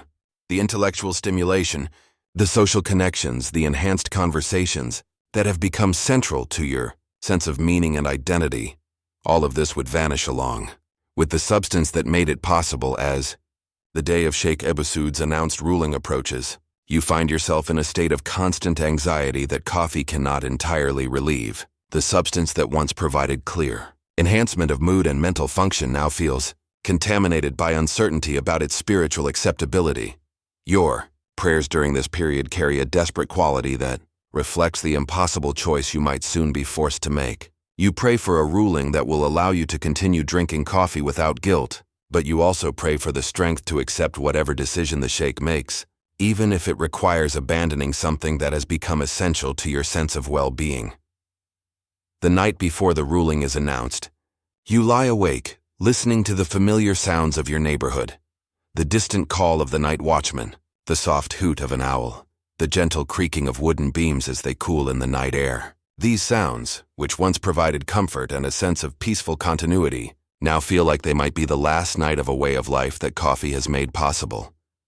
Your body craves the morning coffee that awaits across the street, but your soul fears that tomorrow's cup might be your last legal taste of the substance that has so completely transformed your existence. The conflict between physical addiction and spiritual obligation has reached a crisis point that no amount of rationalization can resolve. Sleep, when it finally comes, brings dreams filled with coffee cups that turn to ash in your hands, conversations that fade to silence, and communities that dissolve like morning mist. The anxiety follows you into unconsciousness, where the deeper wisdom of dreams reveals the true cost of allowing any earthly pleasure to become more important than the spiritual foundations that give life its ultimate meaning. Tomorrow will bring Sheikh Ebu Suud's decision, and with it the resolution of questions that have torn at the heart of Ottoman Islamic society for months. Whether coffee survives this religious scrutiny or falls victim to theological condemnation, the crisis has already revealed fundamental truths about the relationship between faith and addiction that will influence Ottoman culture for generations to come. The empire that once seemed secure in its religious foundations has discovered that spiritual commitment can be more fragile than anyone imagined, vulnerable to disruption by substances and experiences that create dependencies strong enough to challenge the most fundamental beliefs and obligations. The coffee crisis has become a test not just of individual faith, but of the entire society's ability to maintain its spiritual identity in the face of seductive pleasures that promise immediate gratification at the cost of Long-term spiritual health. The morning of December 15th, 1544, dawns crisp and clear over Istanbul, but the atmosphere throughout the city carries intention that has nothing to do with weather. Today, Sultan Suleiman the Magnificent will announce his decision regarding the coffee crisis that has consumed Ottoman society for nearly a year. Imperial heralds have been posted throughout the city, announcing that the Sultan's decree will be read simultaneously in all major squares and public gathering places at the noon call to prayer. Let your breathing continue to slow and deepen as we approach this crucial moment in our story. Feel how your body naturally settles into even greater relaxation, muscles releasing completely, mind growing quieter and more receptive to the gentle flow of these words. The physical comfort you're experiencing mirrors the eventual peace that will come to our troubled characters, though the path to that peace winds through territories of difficulty and transformation. You wake before dawn with a restlessness that coffee withdrawal cannot entirely explain. Today's imperial announcement will determine not just the future of your personal addiction, but the fate of the entire social and economic structure that has grown up around coffee culture. The anticipation is almost unbearable, a mixture of hope that coffee will be permitted to continue and fear that prohibition will force you to choose between your addiction and your loyalty to the Sultan. The pre-dawn darkness feels different this morning, charged with the collective anxiety of thousands of coffee addicts throughout the city who are facing the same uncertain future. As you move through your morning routine, washing, dressing, the brief prayers that have become somewhat perfunctory since coffee began dominating your spiritual attention, every action feels like it might be part of the last normal morning you'll experience for a long time. Fatma watches your restless preparation with eyes that reflect her own complex feelings about the coming announcement. Part of her hopes that coffee will be banned, ending the mysterious drain on household finances and returning her husband to something resembling his former self. But she's also seen what coffee withdrawal does to you, and she dreads the prospect of living with someone in the grip of forced abstinence from a substance that has become essential to his daily functioning. Whatever the Sultan decides, she says carefully, as you prepare to leave for what might be your last legal visit to the Kavahan, we'll find a way to manage it together. Her words carry the weight of marriage vows renewed in the face of crisis, and they provide a comfort that temporary chemical enhancement cannot match. The love and loyalty that coffee addiction has strained, but not broken, represents a foundation more solid than any pleasure or dependency. The streets of Istanbul this morning are filled with men moving toward coffee houses with the urgent pace of people who know their time may be limited. There's no casual socializing, no leisurely progress through familiar neighborhoods. Instead, there's a collective sense of urgency that speaks to how completely coffee has transformed from luxury to necessity for a significant portion of the city's population. The Kavahan is more crowded than you've ever seen it, filled not just with regular customers, but with occasional coffee drinkers who have come to experience what might be their final taste of the substance that has shaped Ottoman urban culture for the past year. The atmosphere combines the intensity of a religious vigil with the desperate energy of people trying to stockpile an experience they fear they're about to lose. Hakim moves through the crowded space with mechanical efficiency, serving cup after cup while his face reflects the strain of someone whose entire world hangs in the balance. He's prepared as well as possible for whatever the announcement might bring, converting some of his equipment for tea service, identifying alternative suppliers for various beverages, even exploring the possibility of transforming his establishment into a different kind of social gathering place. But everyone knows that none of these preparations can truly replace what coffee culture has created: the enhanced intellectual discussions, the sense of community among people from different social classes, the daily ritual that has given structure and meaning to so many lives.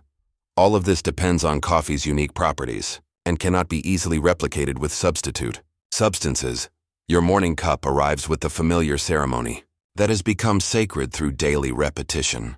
But today, the first sip carries additional layers of meaning. This might be the last time you experience that wonderful clearing of mental fog, that surge of energy and clarity that has become as essential as breathing. The taste seems more complex, more precious because of its potential finality. The conversations around you this morning focus entirely on speculation about the Sultan's decision and its implications. Men who have spent months discussing philosophy, poetry, and trade now apply their coffee-enhanced mental faculties exclusively to analyzing the political and personal dimensions of the crisis they're all facing together. I heard from someone who works in the palace kitchens, whispers a merchant you don't recognize, that even the Sultan's personal staff have been divided on this question. Some say he drinks coffee himself and understands its benefits. Others claim he's been convinced by advisors who see it as a threat to imperial authority. This kind of speculation has been circulating for weeks, but this morning it feels more urgent because the uncertainty will soon be resolved one way or another. The rumors and theories that have provided distraction from anxiety now feel inadequate compared to the approaching reality of official decision. As the morning progresses toward the announced time for the imperial decree, the tension in the Kavahani becomes almost unbearable. Men who normally would have left for their regular business activities remain in their seats, unwilling to miss what might be the last few hours of legal coffee consumption. The financial costs of this extended session, multiple cups, missed business opportunities, seem irrelevant compared to the prospect of permanent loss. The noon call to prayer echoes across the city with its usual beauty and solemnity, but today it carries additional significance as the signal that the Sultan's announcement is about to begin. The sound of the muezzin's voice reminds everyone present that this crisis has always been about more than just economics or personal pleasure. It's about the relationship between worldly desires and spiritual obligations that lies at the heart of Islamic life. You join the crowd that flows out of the Kavahani toward the nearest public square where the imperial decree will be read. The movement through the narrow streets feels like a pilgrimage, with hundreds of men converging on the same destination with the same mixture of hope and dread. The square fills quickly with a crowd that represents every level of Ottoman society affected by coffee addiction. Wealthy merchants stand beside government clerks, craftsmen mix with scholars, young men share space with their elders. What unites them all is not social class or profession, but the shared recognition that their daily lives hang in the balance of whatever words the imperial herald is about to speak. The herald himself appears precisely at the appointed time, a tall man with a voice trained for public announcements and a bearing that reflects the gravity of his message. He carries an ornate scroll sealed with the Sultan's personal seal, and his expression gives no hint of the contents that will soon transform the lives of everyone present. The formal opening of the decree follows centuries of Ottoman protocol, with elaborate phrases that establish the Sultan's authority and invoke divine blessing on his decisions. But everyone in the crowd waits impatiently for the actual content, the specific words that will determine whether coffee culture survives or dies. Whereas the beverage known as coffee has become widespread throughout our domains, the herald reads in his clear, carrying voice, and whereas this beverage has created both benefits and problems for our subjects, we have determined that immediate action is necessary to protect the welfare of our empire and our people. The formal language provides no immediate clues about the direction of the decision, and the crowd listens with the intense focus of people whose futures depend on understanding every nuance of official communication. We hereby establish the following regulations for coffee trade and consumption within the Ottoman Empire, effective immediately. The word regulations rather than prohibition sends a ripple of cautious relief through the crowd, but everyone knows that regulations can be restrictive enough to accomplish the same goals as outright bans. First, all coffee imports shall be controlled exclusively by the imperial treasury. No private merchant may import coffee beans without specific authorization from our appointed officials. This provision eliminates the private coffee trade. That has been one of the most profitable businesses in the empire, but it doesn't prohibit coffee consumption entirely. The crowd processes this information with the careful attention of people trying to determine whether they're receiving good news or bad news.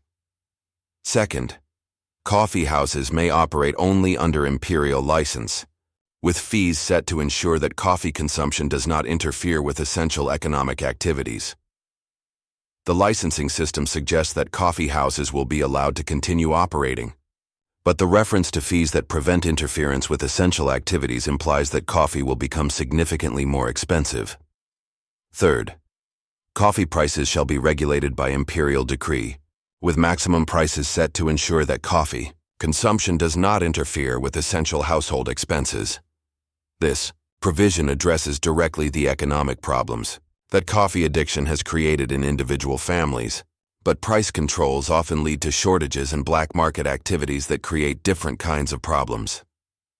Fourth, Coffee houses shall be subject to regular inspection by imperial officials, and any establishment found to harbor seditious conversation or activities contrary to public order shall be permanently closed. The political restrictions acknowledge the role that coffee houses have played in encouraging discussions that challenge imperial authority, but they also transform these social spaces into monitored government facilities rather than independent gathering places.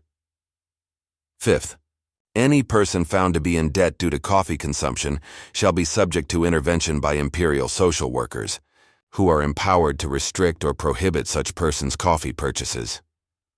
This final provision is perhaps the most personally threatening to you and many others in the crowd, because it acknowledges coffee addiction as a real condition that requires government intervention rather than simply individual self-control.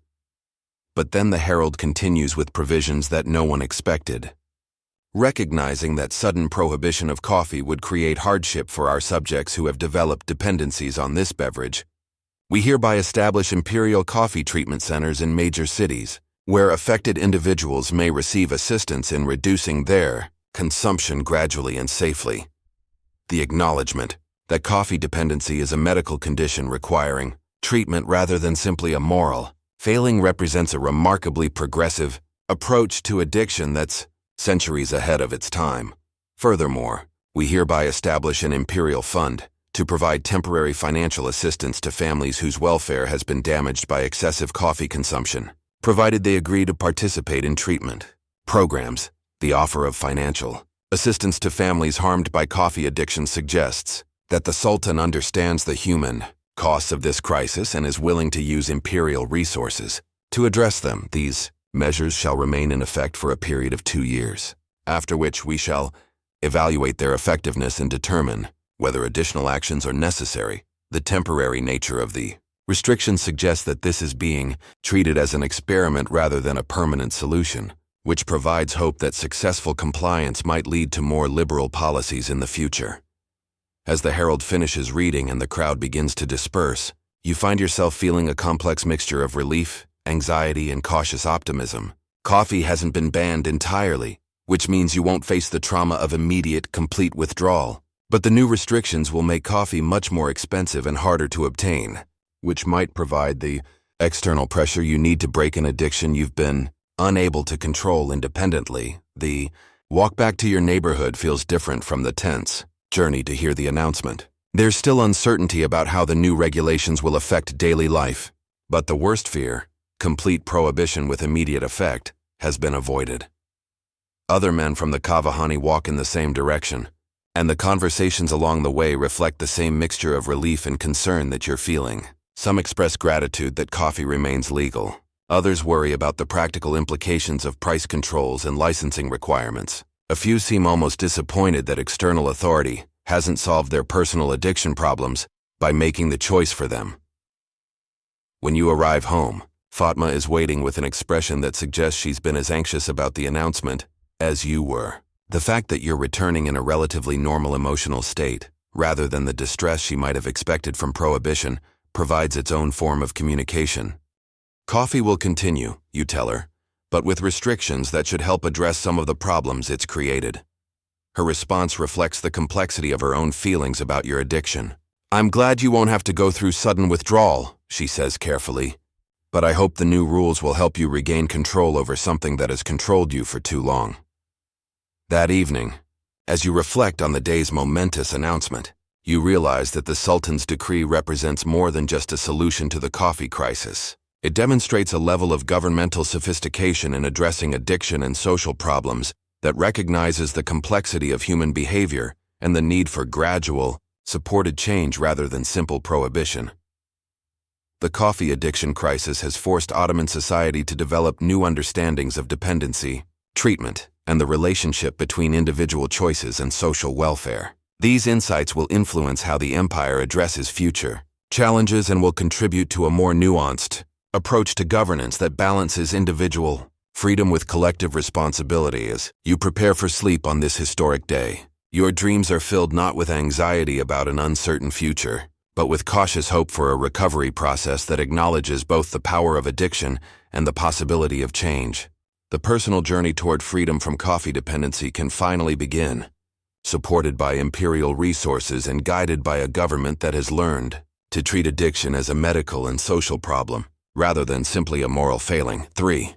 Weeks have passed since the Sultan's decree, and the imperial coffee treatment centers have opened their doors throughout the Ottoman Empire.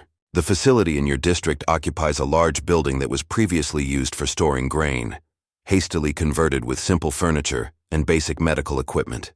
Despite its modest appearance, it represents something unprecedented in human history, a government-sponsored program to treat addiction as a medical condition rather than a moral failing. Allow your breathing to settle into an even deeper rhythm as we explore this crucial phase of recovery. Feel how your body naturally wants to release all remaining tension, muscles softening completely, mind growing quieter and more receptive to the gentle progression of this healing story. The peace you're experiencing now mirrors the gradual restoration of balance that's about to unfold for our troubled characters. The morning air carries the familiar mixture of urban scents as you make your way toward the treatment center. But today there's no urgent pull toward the Kavihane. The new imperial regulations have transformed Hakim's establishment into something quite different. A licensed facility that serves expensive, regulated coffee to a much smaller clientele under the watchful eyes of government inspectors. The social atmosphere that once made coffee houses irresistible has been fundamentally altered by official oversight. Conversations are more guarded, gatherings smaller and less spontaneous. The intellectual stimulation and community feeling that drew you to coffee culture has been replaced by something more clinical and controlled. This transformation has made it easier to consider alternatives to daily coffee consumption. Though the physical dependency remains as strong as ever, your body still craves the morning surge of energy and clarity that caffeine provides. But your mind has begun to question whether the enhanced experiences of coffee culture were worth the costs they've extracted from every other aspect of your life. The treatment center's entrance is marked by a simple sign in Arabic script, and the door stands open to welcome anyone seeking help with coffee addiction. As you approach, you notice other men from your neighborhood making the same journey. People you recognize from the Kavahani, who have apparently reached similar conclusions about the need for professional assistance. Inside, the facility has been arranged to feel more like a comfortable meeting place than a medical institution. Low cushions surround small tables where groups of men sit in quiet conversation. The walls are decorated with calligraphy featuring verses about patience, perseverance, and the importance of moderation. The overall atmosphere encourages reflection and mutual support, rather than shame or judgment.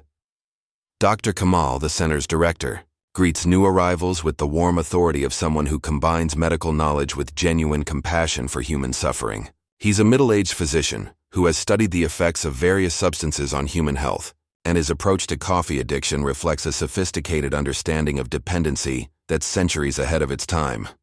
"Welcome," he says, settling onto a cushion across from the small group of new patients that includes yourself. "You're here because coffee has become something more than a simple pleasure in your lives. There's no shame in this. Dependency can develop in anyone, regardless of intelligence, moral character, or strength of will. This matter-of-fact acknowledgement of addiction as a medical rather than moral condition provides immediate relief from the guilt and self-blame that have accompanied your coffee dependency. For months, you've struggled with the feeling that your inability to control your coffee consumption reflected some fundamental weakness of character. The first thing we need to understand," Dr. Kamal continues, "is how coffee affects the body and mind in ways that create dependency. The substance contains compounds that interfere with the brain's natural chemistry, creating both tolerance, the need for increasing amounts to achieve the same effects, and withdrawal symptoms when consumption is reduced or stopped." He explains these concepts using language that's accessible to men with varying levels of formal education. But his explanations reveal a depth of understanding about addiction that makes the treatment program seem genuinely scientific rather than simply well-intentioned. The good news, he tells the group, is that coffee withdrawal, while unpleasant, is not dangerous like withdrawal from alcohol or opium. The bad news is that the psychological dependency can be very strong, especially when coffee consumption has become intertwined with social activities, business relationships, and daily routines. This description perfectly captures your own experience. The physical craving for coffee is manageable, but the prospect of restructuring your entire social and professional Life around the absence of caffeine feels overwhelming. Dr. Kemal prescribes a gradual reduction program that will decrease your daily coffee intake by small amounts over several weeks, rather than attempting immediate abstinence, which often leads to failure and renewed dependency. The treatment approach recognizes that sustainable change requires time and support. We'll reduce your consumption slowly enough that withdrawal symptoms remain manageable, he explains, while providing alternative activities and sources of stimulation that can replace some of what coffee has been providing in your life. The treatment program includes several components. Beyond simple reduction of coffee intake, there are group discussions where participants share their experiences and strategies for managing addiction. There are individual counseling sessions that help identify the underlying needs that coffee has been meeting. There are alternative activities, exercise, meditation, intellectual pursuits that can provide some of the energy and mental stimulation that coffee normally supplies. Most importantly, there are practical sessions focused on rebuilding the social and professional relationships that coffee addiction has damaged. Dr. Kemal understands that recovery isn't just about eliminating a substance, it's about reconstructing a life that provides meaning and satisfaction without chemical enhancement. Your first week in the treatment program proves more challenging than you expected, not because of physical withdrawal symptoms, which are manageable, but because of the psychological adjustment required to function without coffee's enhancement. Tasks that seemed routine when approached with coffee sharpened, mental faculties now require additional effort, and patience. Business negotiations feel more difficult when you can't rely on coffee-induced confidence and verbal fluency. Social conversations lack the sparkle and energy that caffeine normally provides. Even simple pleasures, reading, listening to music, enjoying food, seem somewhat muted compared to the intensified experiences that coffee makes possible. But there are also unexpected benefits to reducing your coffee consumption. The money that was going to multiple daily cups can now be redirected to business inventory and family needs. For the first time in months, you're able to purchase higher quality goods for your shop and begin rebuilding your reputation as a reliable merchant. Your relationship with Fatma begins to improve as the financial pressure eases and your attention returns to family concerns. She notices that you're more present during conversations, less distracted by cravings or the restless energy that constant caffeine consumption creates. You seem more like yourself lately, she observes during one of your evening meals. More settled, more focused on what's actually happening around you, rather than always thinking about something else. Her comment reveals how much coffee addiction had changed your fundamental way of being in the world. The substance that promised to enhance your engagement with life had actually created a barrier between you and the present moment, making ordinary experiences feel insufficient compared to chemically enhanced alternatives. Ahmed, your son, benefits most dramatically from your participation in the treatment program. The money saved from reduced coffee purchases allows you to enroll him in the advanced educational opportunities he's been wanting to pursue. His excitement about returning to serious study reminds you of what's truly important in life. Father, he says one evening after his first week of advanced classes, Master Ibrahim says I have real aptitude for mathematics and could potentially qualify for government service if I continue to excel. The pride you feel at his accomplishment is deeper and more satisfying than any coffee-induced euphoria you've ever experienced. You realize that addiction had not just been costing money, it had been preventing you from fully engaging with the people and activities that provide genuine meaning and satisfaction. The group sessions at the treatment center become an important source of both practical advice and emotional support. Sharing experiences with other men who are struggling with the same challenges helps normalize the difficulties of recovery while providing strategies that have worked for others. Ibrahim, the baker who was a regular at the Kavahane, describes how he's restructured his morning routine to avoid the times and places that trigger coffee cravings.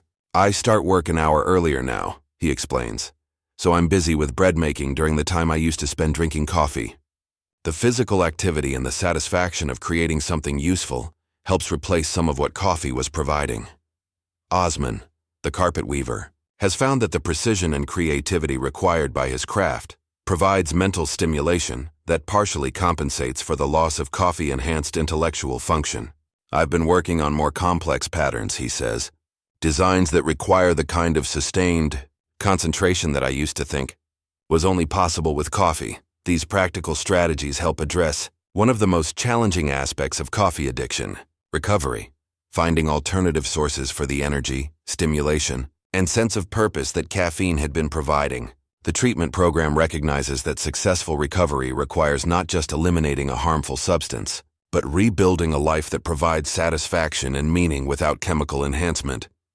After a month in the treatment program, you've successfully reduced your coffee consumption to less than 1 cup every other day, a dramatic decrease from the multiple daily cups that had characterized your addiction at its peak. The physical withdrawal symptoms have largely subsided, and you're beginning to function normally without constant chemical stimulation.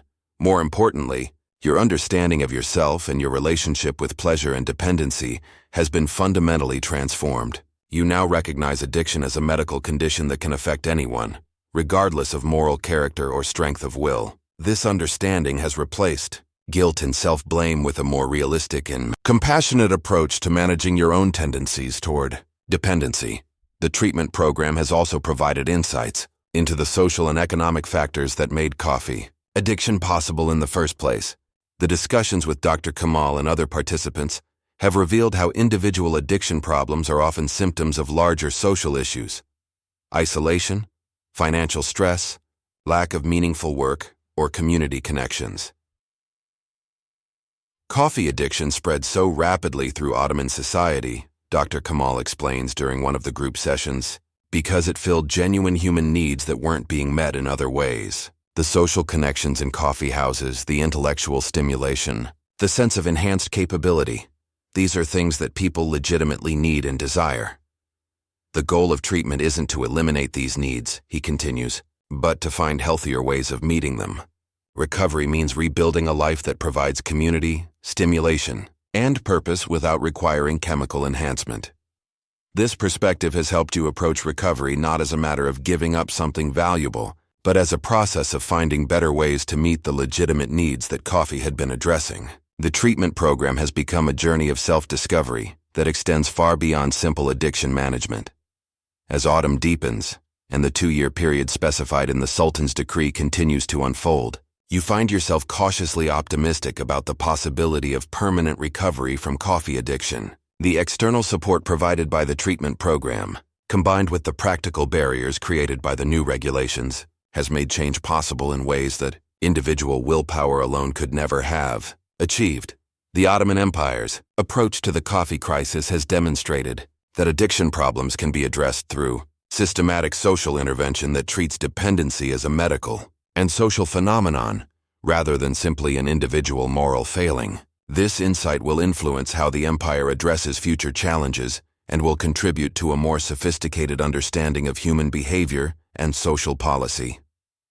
Tonight, as you prepare for sleep in your comfortable home, a home that's once again financially secure thanks to money no longer spent on excessive coffee consumption, you feel a peace that doesn't depend on chemical enhancement.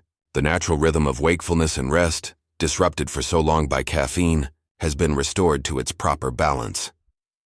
Your breathing slows naturally as consciousness fades, and your dreams are filled not with anxiety about obtaining coffee or guilt about addiction, but with images of a life rebuilt on foundations more solid than temporary pleasure. The recovery process continues, but each day brings additional evidence that freedom from dependency is not just possible, but sustainable when approached with wisdom, patience, and appropriate support. 2 years have passed since the Sultan's historic decree, and the coffee crisis that once threatened to bankrupt the Ottoman Empire has been transformed into a manageable social and economic phenomenon. The treatment programs have proved remarkably successful. The regulated coffee trade has stabilized at sustainable levels, and Ottoman society has learned valuable lessons about addiction, governance, and the relationship between individual pleasure and collective welfare. Feel how completely relaxed your body has become as we approach the peaceful resolution of our story. Your breathing is deep and slow, muscles utterly relaxed, mind quiet and receptive.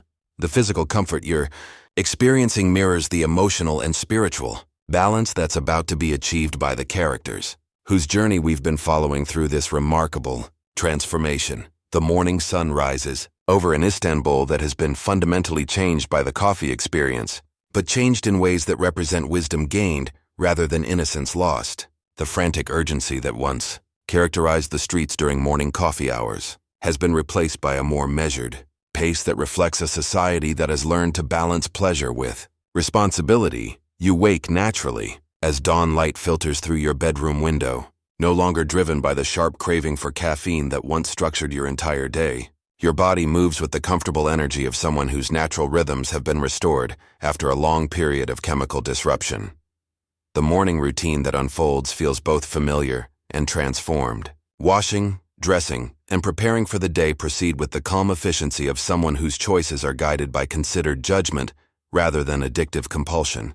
There's still pleasure in the prospect of eventually enjoying a cup of coffee, but it's the anticipation of a treat rather than the desperate need for a necessity. Your house reflects the financial recovery that has accompanied your personal healing. The rooms are comfortable and well-appointed, furnished with items that bring genuine satisfaction rather than serving as temporary substitutes for things sold to finance addiction. The household accounts that Fatma maintains show steady improvement in both income and expenditure patterns. I've been thinking about Ahmed's university expenses, Fatma mentions as you share the morning meal. If our finances continue to improve at the current rate, we should be able to afford the best education available, perhaps even study abroad if he shows exceptional promise. This conversation would have been impossible 2 years ago, when coffee expenses consumed such a large portion of household income that basic necessities were sometimes in question. The transformation represents more than financial recovery. It reflects the restoration of a family's ability to plan for the future and invest in what truly matters.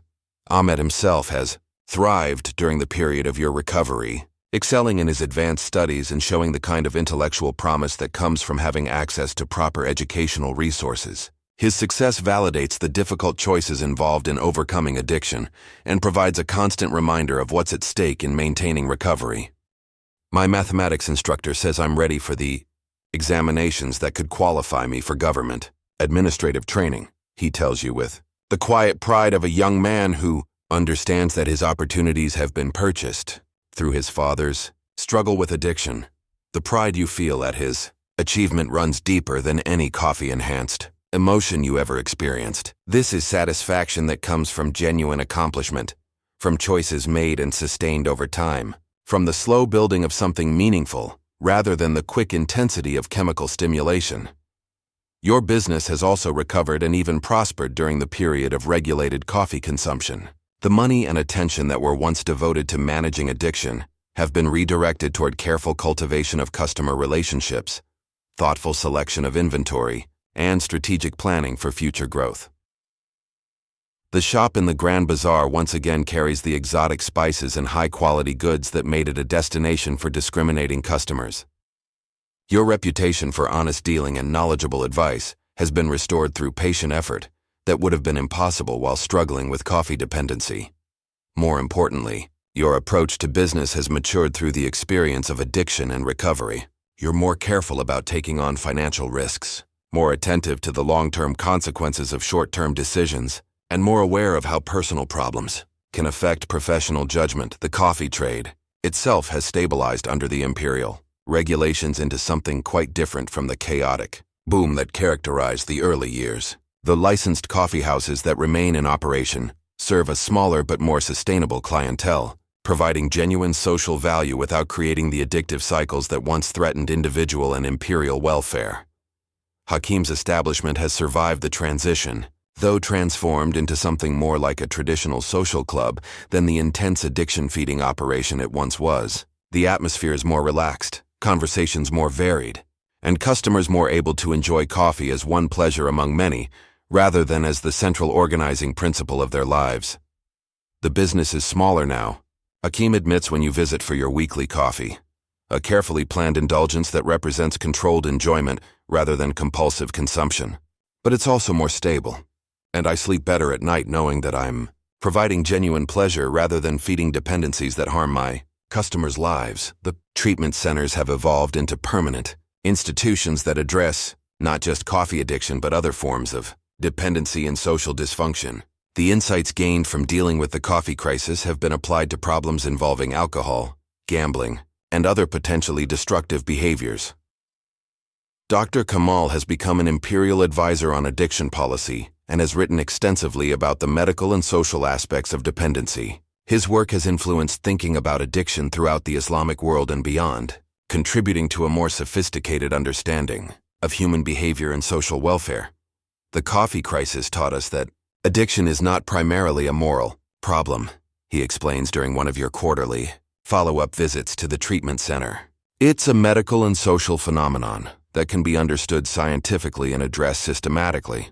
This understanding opens up new possibilities for helping people overcome destructive behaviors. The imperial government has incorporated these insights into broader social policies that recognize the complex relationships between individual choices and social conditions. The success of the coffee treatment programs has encouraged a more nuanced approach to governance that balances individual freedom with collective responsibility. The economic lessons learned from the coffee crisis have been equally valuable. The Ottoman Empire now has policies in place to monitor and manage trade in potentially addictive substances, preventing the kind of economic disruption that coffee initially created while still allowing beneficial commerce to proceed. The flow of gold out of the empire has been dramatically reduced through a combination of domestic coffee production in Ottoman territories, careful regulation of imports, and development of alternative sources of the mental stimulation and social connection that made coffee so attractive. Perhaps most importantly, Ottoman society has developed a more mature understanding of the relationship between pleasure and responsibility. The coffee experience demonstrated that even beneficial substances can become harmful when consumed without restraint, and that individual freedom requires the wisdom to make choices that support rather than undermine long-term welfare.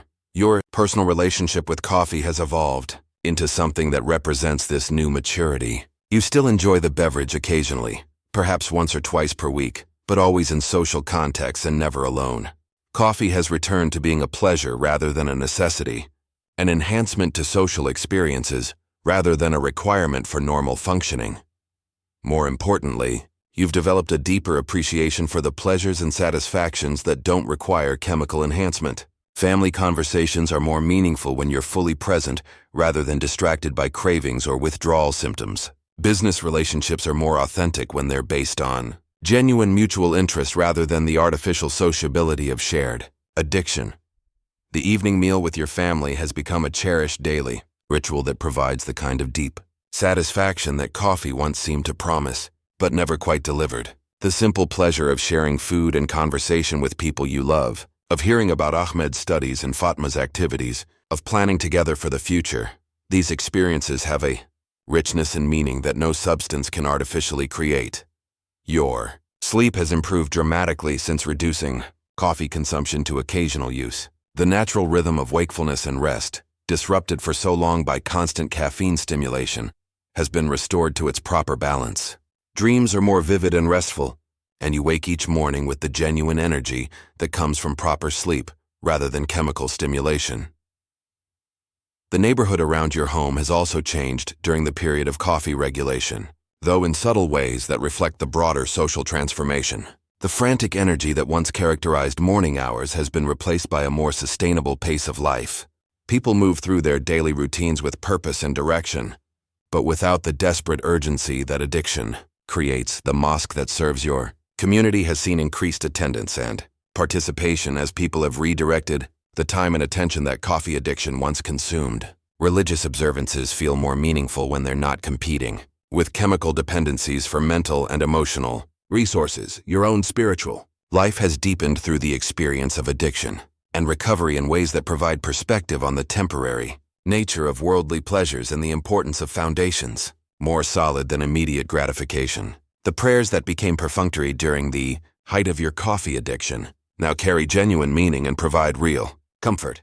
This spiritual dimension of recovery has been among the most valuable aspects of the entire experience. Coffee addiction taught you important lessons about the nature of desire, the difference between pleasure and happiness, and the importance of moderation in all aspects of life. As winter settles over Istanbul with its crisp air and early darkness, you often reflect on the remarkable journey that began with curiosity about a new beverage and led through addiction, crisis treatment, and recovery to a more balanced and sustainable way of living. The coffee crisis that once seemed like a personal disaster now appears as a difficult but ultimately valuable learning experience that provided insights into human nature, social responsibility, and the complex relationships between individual choices and collective welfare. The Ottoman Empire has emerged from the crisis stronger and wiser, with better understanding of how to balance individual freedom with social stability, how to address addiction and dependency as medical rather than moral problems, and how to manage the introduction of new substances and experiences that might disrupt established social patterns. Your personal life has been rebuilt on foundations more solid than temporary pleasure or chemical enhancement. The relationships with family and community that coffee addiction strained have been strengthened through the shared experience of crisis and recovery. The business that suffered during the period of addiction has recovered and prospered through the application of lessons learned about discipline, planning, and the importance of keeping priorities properly ordered.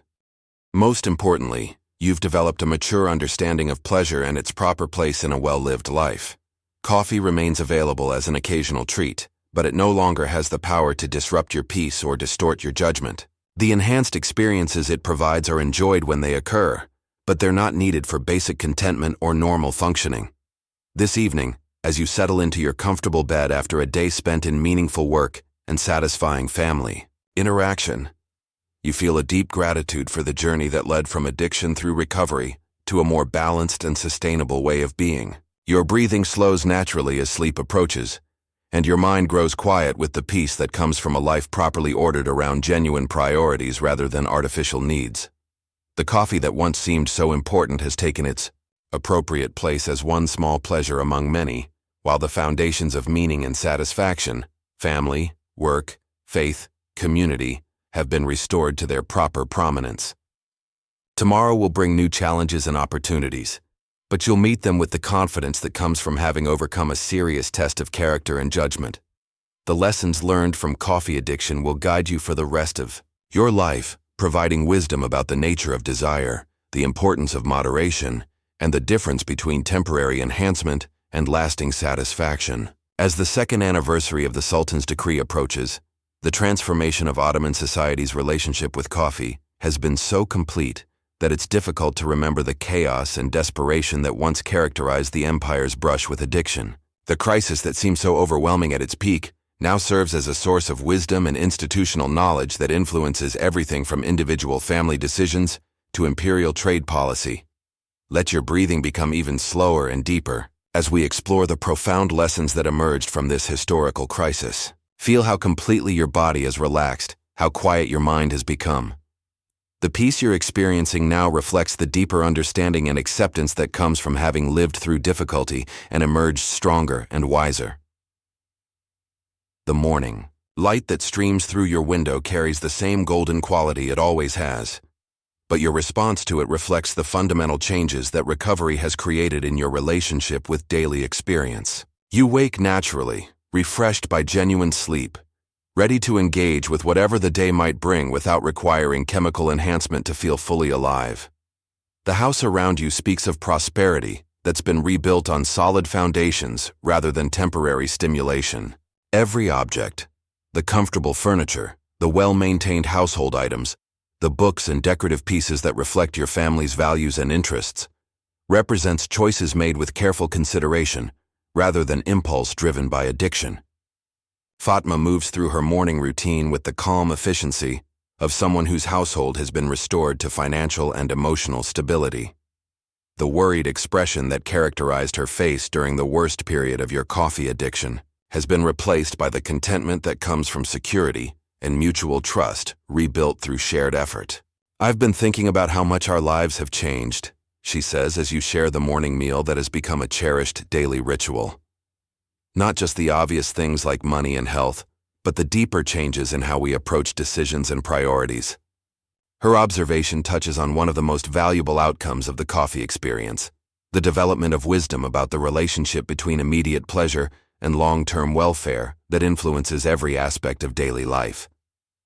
The crisis forced a complete re-examination of values and priorities that has led to more conscious and deliberate choices about everything, from business investments to family activities. Ahmed, now preparing for his university examinations with the confidence that comes from having access to the best available education, represents the most tangible benefit of your recovery from coffee addiction. His intellectual development has been supported by resources that would have been consumed by caffeine dependency, and his future prospects reflect the compound benefits of choices made with long-term thinking rather than short-term gratification. My professors tell me that the Government Administrative Training Program is looking for candidates who understand both traditional Ottoman values and modern approaches to policy and management, he tells you with the quiet excitement of someone whose dreams are becoming realistic possibilities. The pride you feel at his accomplishment is deeper and more lasting than any coffee-enhanced emotion, because it's based on real achievement built through sustained effort rather than temporary chemical stimulation. This kind of satisfaction doesn't fade as chemicals metabolize. It becomes part of the foundation of lasting happiness. Your business in the Grand Bazaar has not just recovered but evolved during the period since coffee regulation began.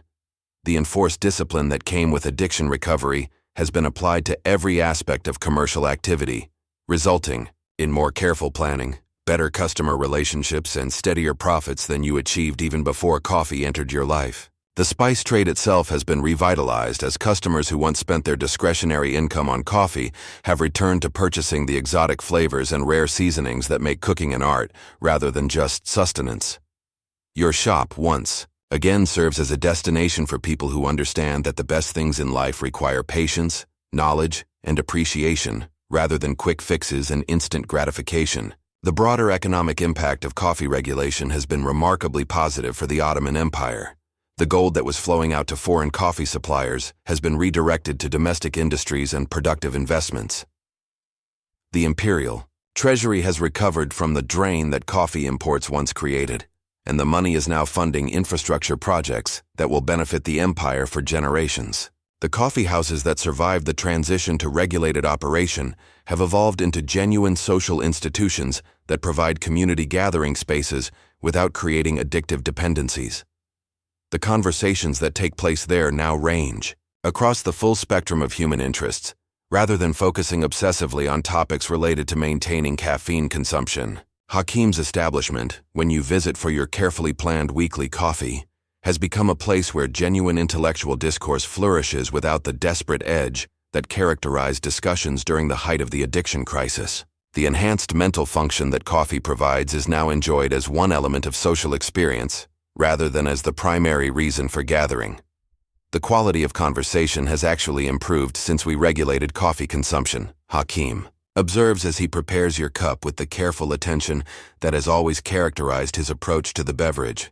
When people aren't desperate for their next dose, they can focus on ideas and relationships rather than just feeding their addiction.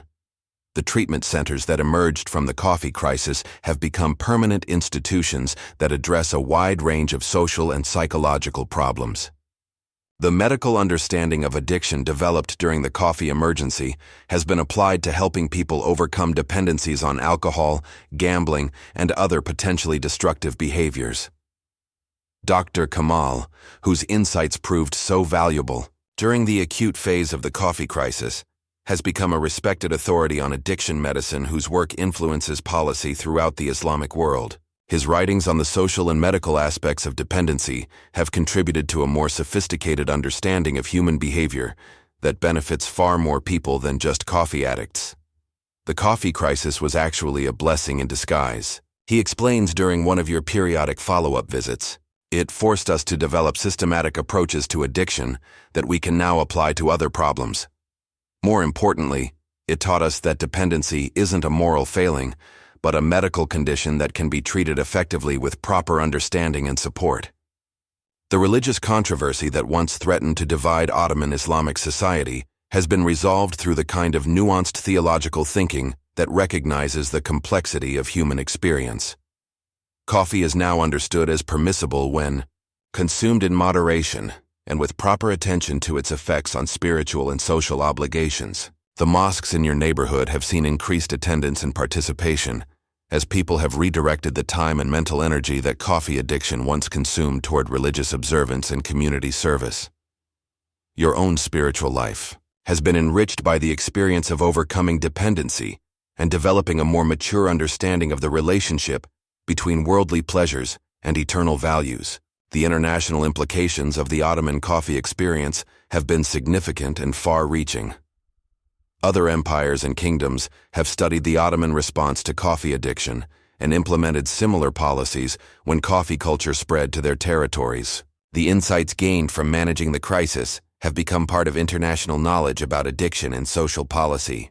European powers, initially delighted by the economic disruption that coffee addiction caused in the Ottoman Empire, have become more cautious about allowing unlimited coffee imports into their own territories after observing both the problems that unregulated consumption can create and the effectiveness of systematic intervention. This has led to a new form of international cooperation around addiction policy, with empires that are normally rivals sharing information about managing trade in potentially addictive substances. The coffee crisis demonstrated that some problems transcend political boundaries and require shared knowledge and coordinated responses.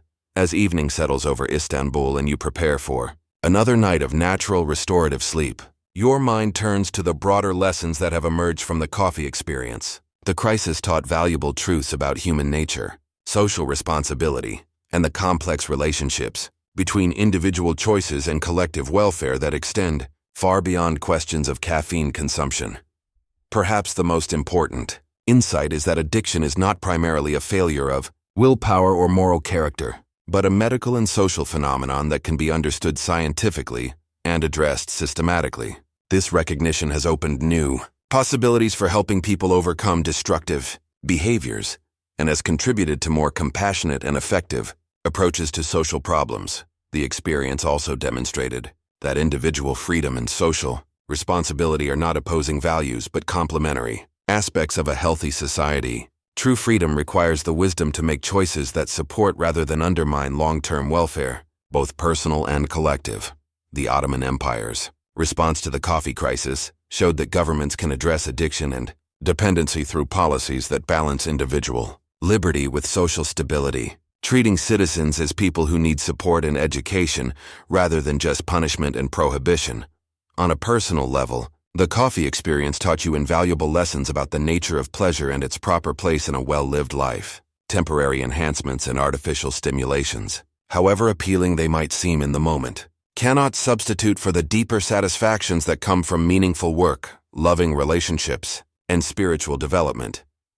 The discipline required to overcome coffee addiction has strengthened your character in ways that benefit every aspect of life. The ability to delay gratification, to make choices based on long-term consequences rather than immediate desires, to find satisfaction in simple pleasures rather than requiring constant enhancement. These capabilities serve you well in all areas of decision-making.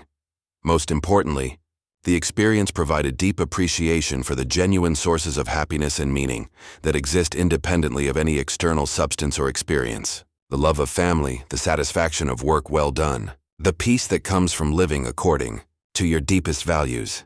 These foundations of a good life have been strengthened rather than weakened by the challenge of overcoming addiction. Your breathing slows as consciousness begins to fade into the peaceful darkness of sleep, and your final thoughts are filled with gratitude for the difficult but ultimately valuable journey that led from curiosity through addiction to recovery and wisdom. The coffee crisis that once seemed like a personal and social disaster now appears as a necessary learning experience that provided insights and capabilities that benefit not just individuals but entire civilizations. The empire sleeps peacefully tonight, its citizens secure in their homes and confident in their futures, having learned important truths about the balance between pleasure and responsibility, individual desire and collective welfare, temporary enhancement and lasting satisfaction. The lessons of the coffee crisis will guide Ottoman society for generations to come, contributing to a more mature and sustainable approach to the countless choices that shape both individual lives and the character of entire civilizations. As our story draws to its peaceful close, the great city of Istanbul settles into the quiet rhythms of night. The crisis that once threatened to destroy the world's most powerful empire through addiction to a simple beverage has been transformed into wisdom that will guide countless future generations in their approach to pleasure, responsibility, and the delicate balance between individual desire and collective welfare. Allow your breathing to become as slow and deep as possible, feeling how completely your body has relaxed, how quiet and peaceful your mind has become. The physical comfort you're experiencing now mirrors the emotional and spiritual restoration that has been achieved through this remarkable journey from addiction through recovery to a more balanced and sustainable way of living. In your comfortable home, surrounded by the evidence of a life rebuilt on solid foundations, you rest peacefully in the knowledge that tomorrow will bring new opportunities to apply the wisdom gained through struggle. The coffee that once seemed so essential to your daily functioning has taken its proper place as one small pleasure among many, while the genuine sources of satisfaction, family, work, faith, community, have been restored to their rightful prominence.